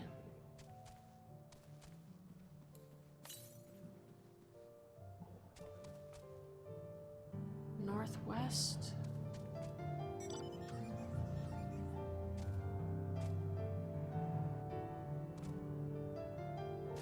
Woo! 3 elms to the south. What? Is it in the middle? Ah!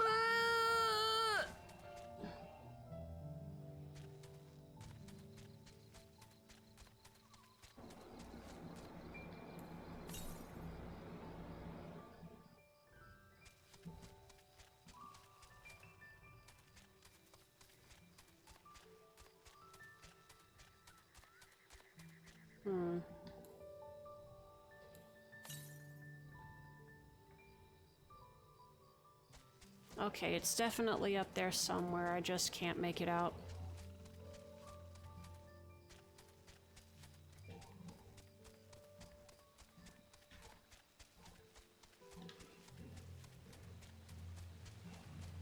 I'm on my way from misery to happiness today. Uh-huh, uh-huh.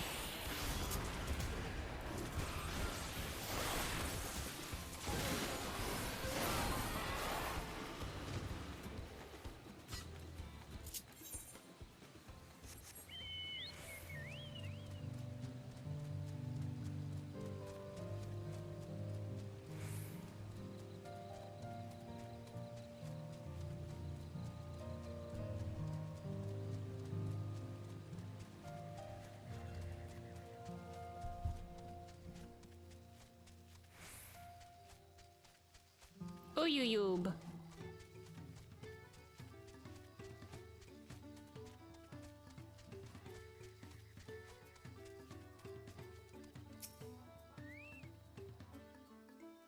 Everyone has arrived and none the worse for wear, except for a certain third promise who slipped in the mud despite my explicit warnings. I asked you not to say anything. Anyway, this is the Hanu village I was telling you about. Okhanu. Level 91! Bushes! Woo! Bow, bow, bow, bow, bow, bow, bow.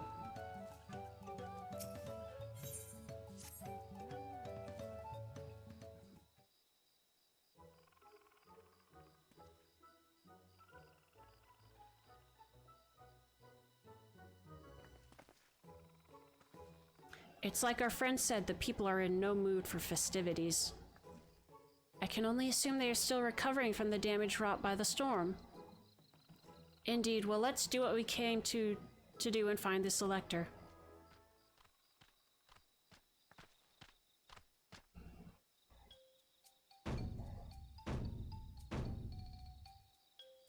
Oho Kali!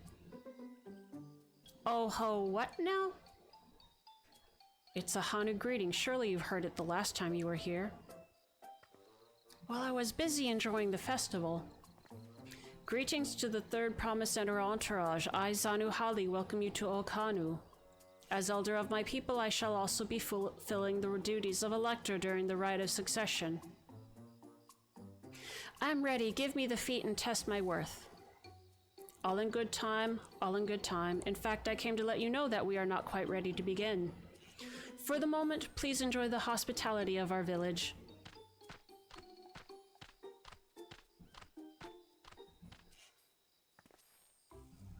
Right then, it helped to do some investigating at Wanchumpelo, so let's take a look around here as well. Might have suggested division of forces. Aaronville, Alizé, Kryl could concentrate on the southern half of the settlement. Meanwhile, Wuklamat, CT, and myself will handle this northern half. Sounds good to me. And break.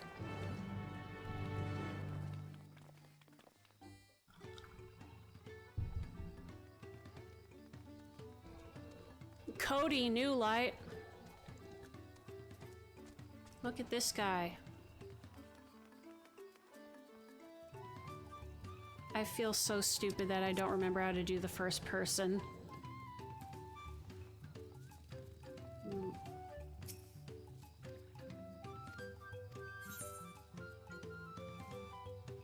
Ooh, I have stuff now. Swamp monk thigh. That's crazy.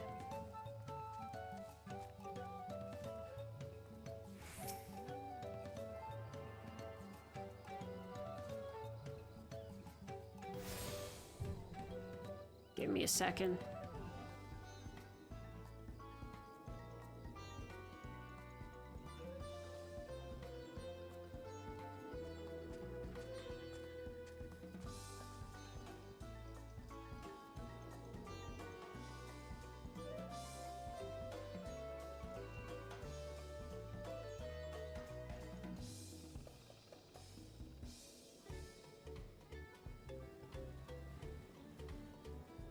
There, I found it! Huzzah!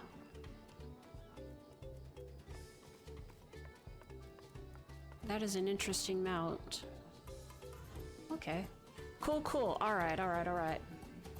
Death's Kiss. Ooh. So cool.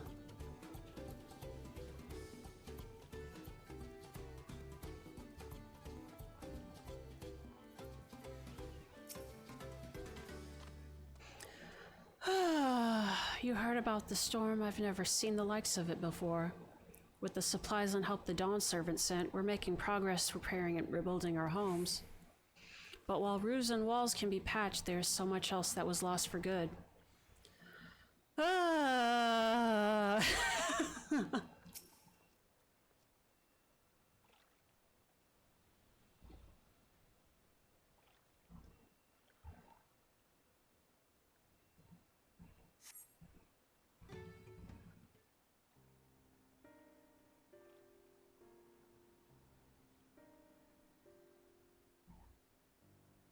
Oh yeah.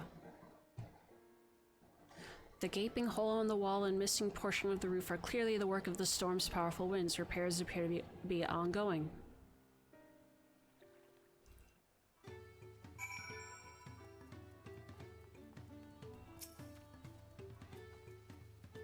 A lot of houses are still damaged, and the Hanu I've spoken to are not their usual cheery selves. That storm broke more than wood and reeds. There must be something I can do to help them. I'm going to look around a bit more.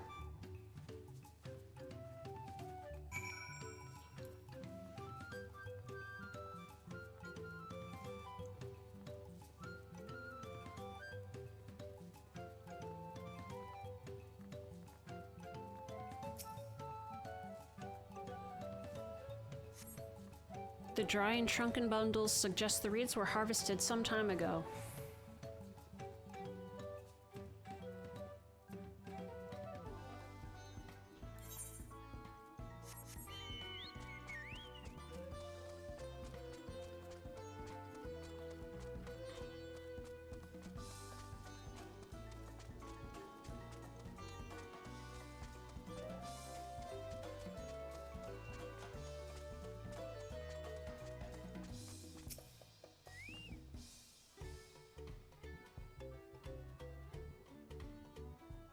Woven from reeds, this boat-like vessel is reminiscent of a bird. The beak and feathered tail in particular stand out.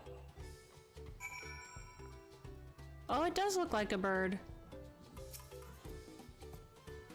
This boat must be woven from the same reeds I've seen gathered into bundles here and there. The plants hold both practical and cultural significance to the Hanu, then. Hello, can you all hear me? I'm told they're ready to receive us now. Come to the large building in the south of the village. On my way. We ought to hurry over too.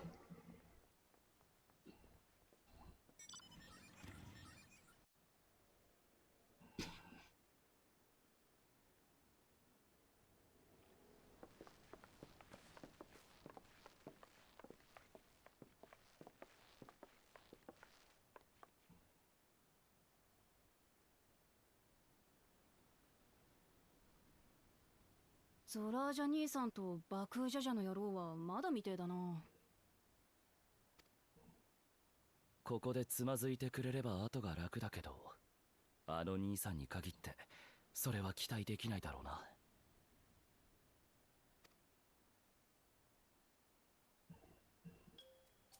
ではでは、改めまして、私はハヌハヌ族の族長を務めるザヌハリと申します。そしてあなた方の王としての器を測る連合の選者でもあります。では早速試練について説明するとしましょう。あった、俺様を置いて勝手に始めてもらっちゃ。Oh, it's him. Beluga Jaw. あいつ。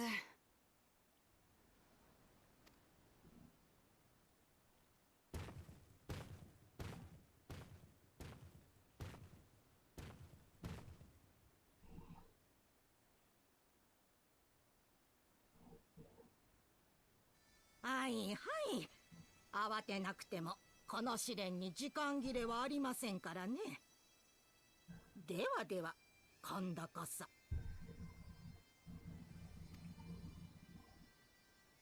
ここオックハヌはトライオラ女子氏の足の章において連合と私たちハヌハヌ族が絆を結んだ地です。その故事に倣って皆さんには足の試練に挑んでいただきますよ。アシはハヌハヌ族の文化に関わりが深いようだが、一体どんな試練なんだろ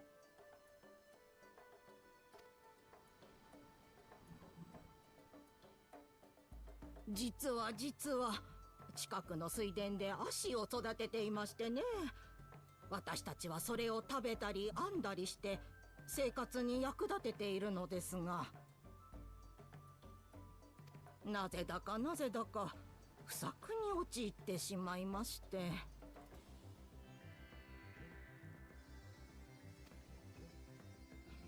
そんな時、連合から選者に任命されたものですから、これ幸いと皆さんを利用しようと思い立ったわけです。皆さん、王位を目指す方々ならば不作を解決するくらいわけないでしょ。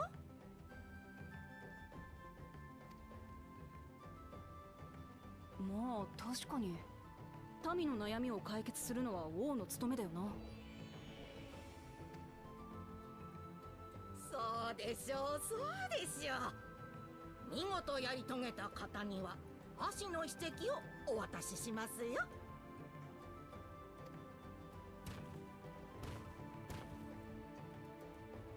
わざわざそんなまどろっこしい真似をしなくてもよ、実力行使で奪えばいいんじゃねえか。おや、バクジャジャ殿は血気盛んですね。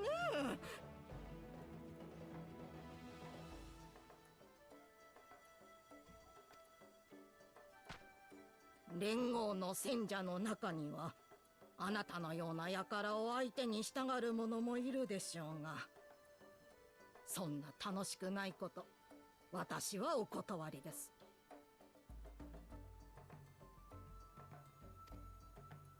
同意もなく戦者に害をなした場合、即座に失格とするよう連絡が行く手はずになっています。それでもというのなら、その剣を抜くがよいでしょう。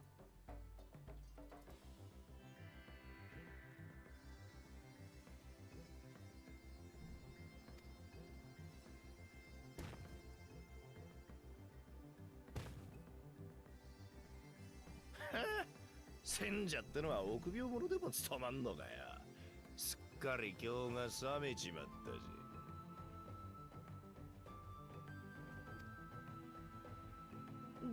では気を取り直して。ただいまより足の試練を開始します。私の持つ秘跡が欲しければ超えてみせなさい。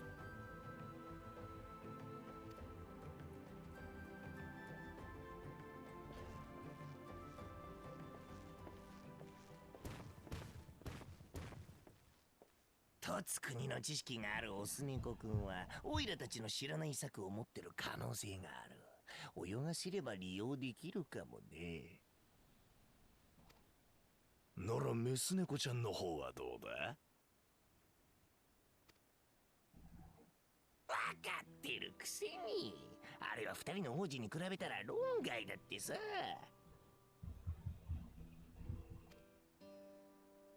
見事な見解の一致だね、弟や。俺様と爆風ジャジャをやってるだけあるぜ。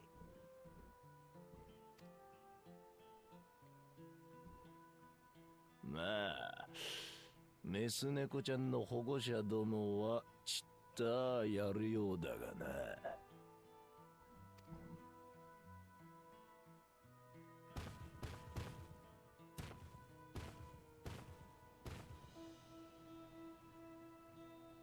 くっそ、あいつら見てろよ、私だって。ザヌハリさんの話ではこの試練に時間制限はないそうよ。焦らずにゆっくり考えましょう。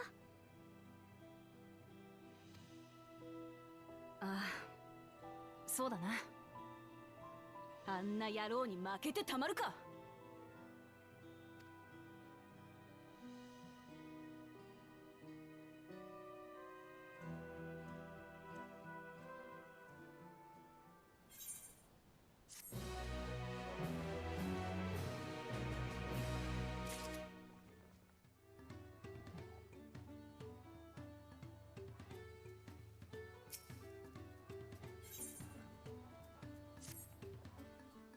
I don't know the first thing about farming, but if there's a way to save the harvest and help the Hanu, then we're going to find it.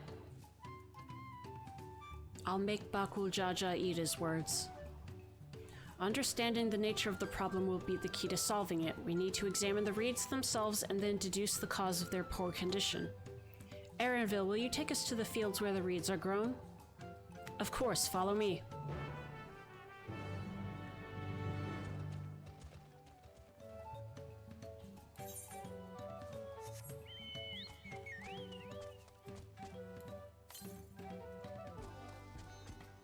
Northeast, how? Wait. No. We'll see about getting ones along the way.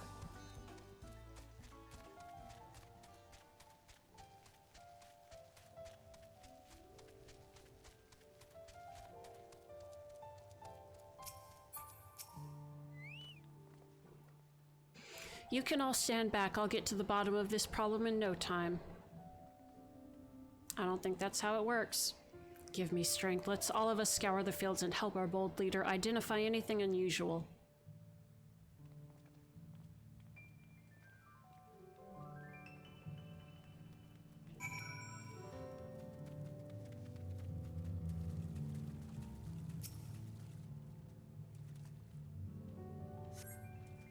As Zanu Holly described, the reeds appear wilted and unhealthy.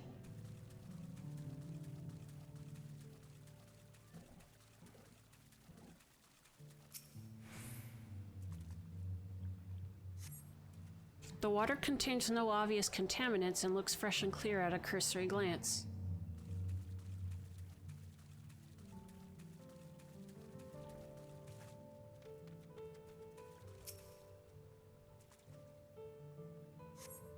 The soil in the paddies is as one would expect, rich in color and suitably moist, not dry nor flaky.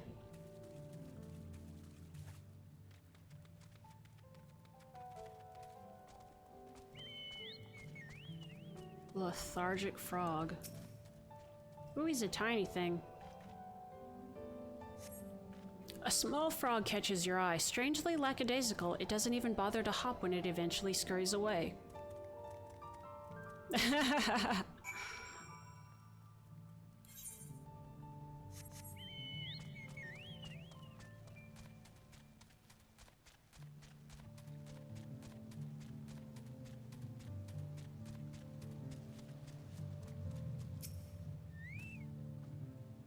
Seen enough? I'll call everyone together and we can share our discoveries.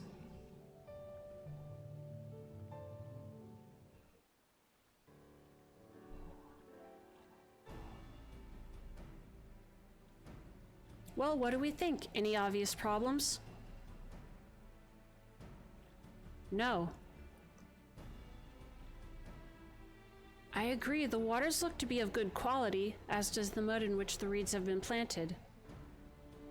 The frogs and insects are unusually torpid. This suggests the problem is affecting not only the reeds, but also the creatures which live among them.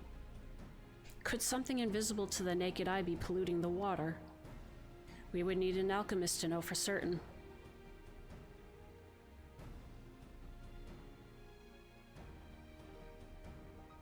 I don't have much to add about the fields, but something else occurs to me. When you were describing how the creatures seemed lifeless, I couldn't help but be reminded of all the listless villagers. They've suffered a terrible tragedy, I know, but there is another reason for their flagging spirits, I believe. Go on.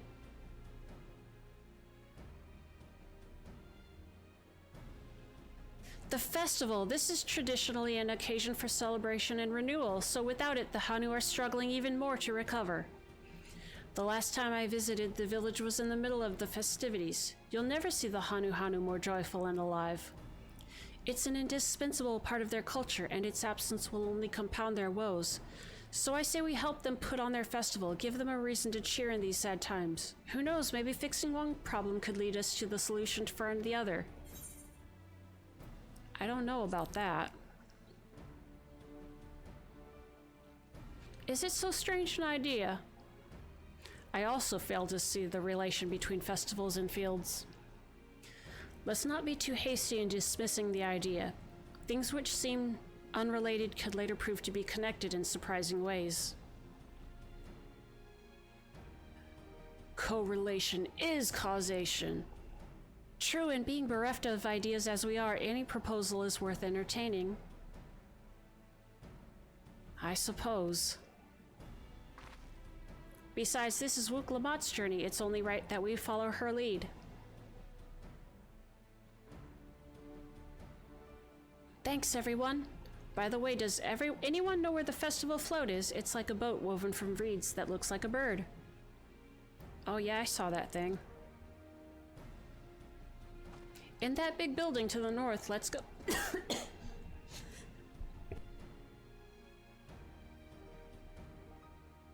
Oh, excuse me, I'm coughing.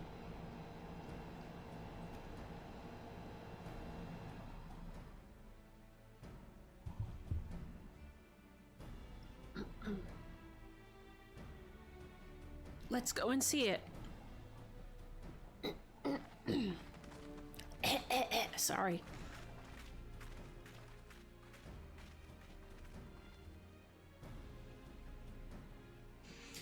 There's much less debate when I'm traveling alone.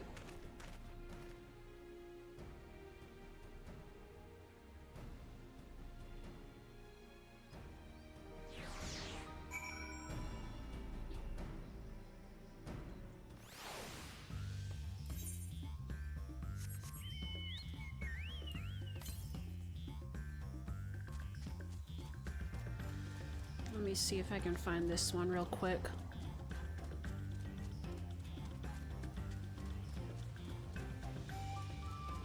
Mia Kabeksu. Such interest.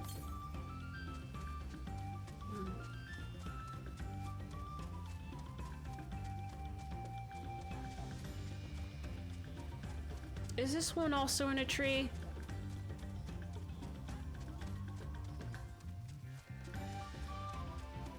There it is.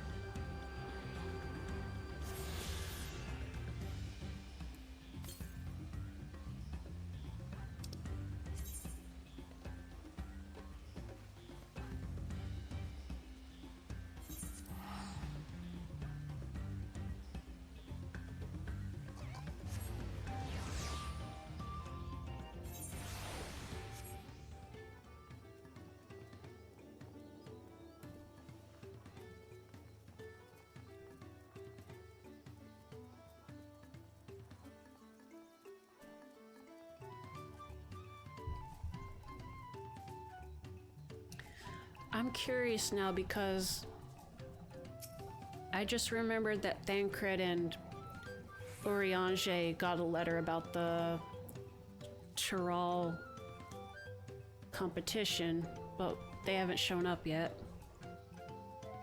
Yes, this is the float I remember. Does it not appear somewhat damaged to you? We should take a closer look. Inspect it.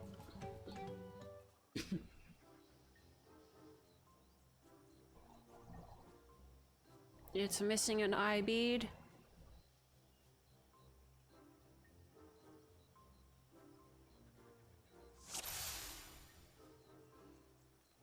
Missing eye. Oh dear, one of the bird's eyes seems to be missing a gemstone.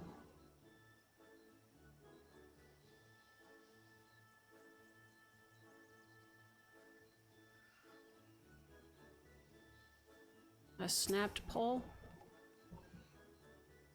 That's definitely broken. How will they lift this great big vessel without all the carrying poles intact?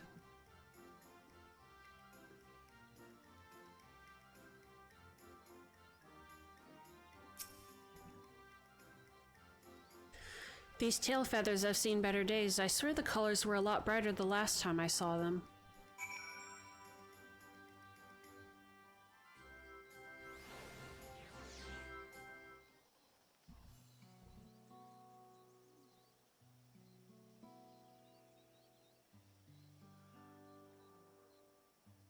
Well, I think we can all agree this bird boat is in dire need of repairs. Now, how do we go about fixing it?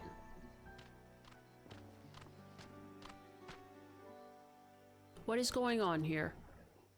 We were admiring your festival float. 'Tis a shame it's in such a poor state. Due to the recent storm, I gather. Yes, we had to leave it exposed while we ushered our people to safety. Sorry. With the float in this condition, there can be no lifting of wings, no Ihi Hana. Ihi Hana, that's what the festival was called. I want to help you hold it. Have you not seen our village? Homes are ruined. We're struggling to make repairs, and you want us to hold a harvest festival? I know how it sounds, but giving in to misery never improved anyone's situation. A celebration of life and growth may help give you the strength to work through this tragedy. The role of festival leader is mine this year, and there's nothing I would like more than to lift everyone's spirits.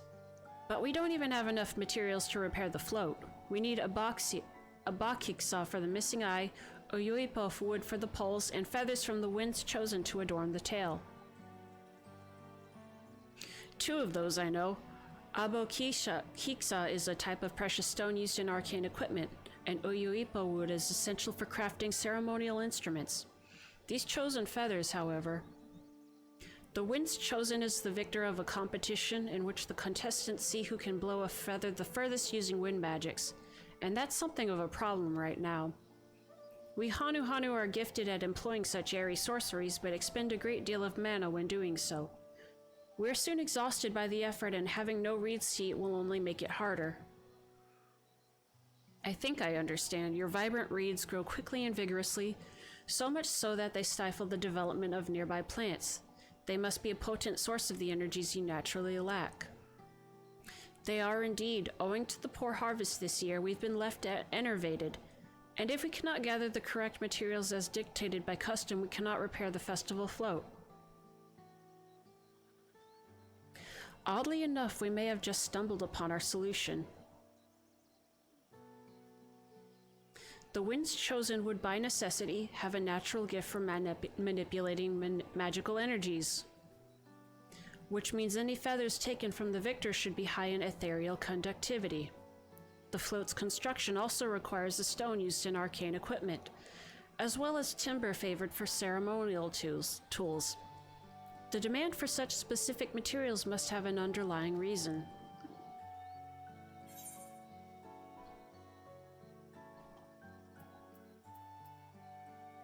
The float might also function as an arcane device.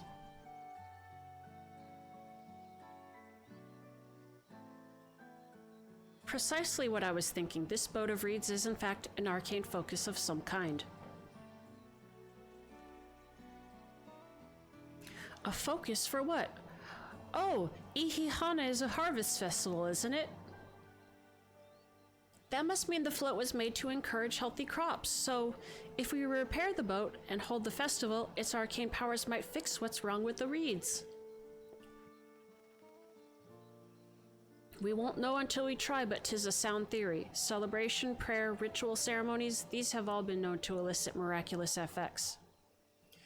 Wait, the float? A tool for magic? This is the first I'm hearing of it.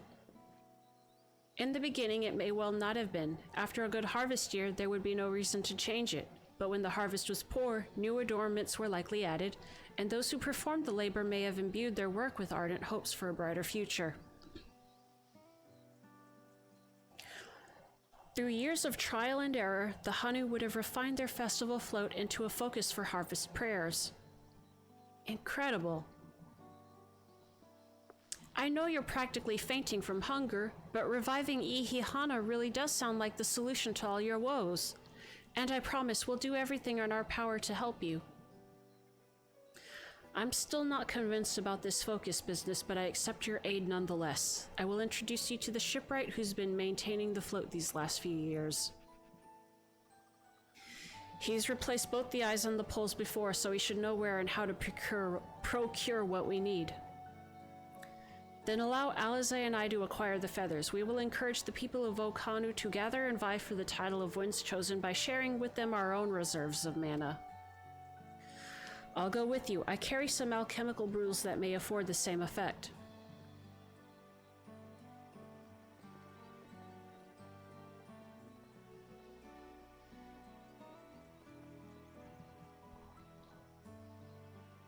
The three of us will visit the shipwright then. Not without me. I've worked hard to fix the float as best I can, and the responsibility is mine after all. I've not introduced myself, have I? My name is Lee Nuhanu. Nice to meet you, Lee Nuhanu, and certainly let's all go together. Alright, I think... Well, let me talk to Kral first. Thanks to Wook Lamont, we found ourselves a promising way forward. Experience and knowledge are valuable assets, but there's something to be said for following one's instincts. Alright. Oh, I'm getting tired, so I'm going to rest my voice, rest my jello lips, because I keep stumbling over words.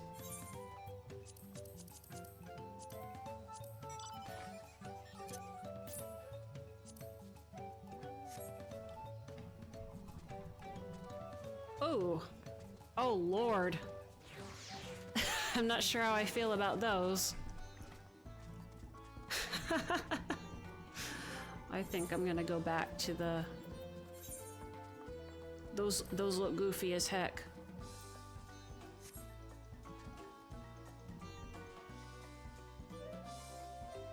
Yeah. Oh, there's faceware. I just realized that. Feature is yet to be unlocked. Okay. Where do I get that? Oh, I'm gonna end here for a while.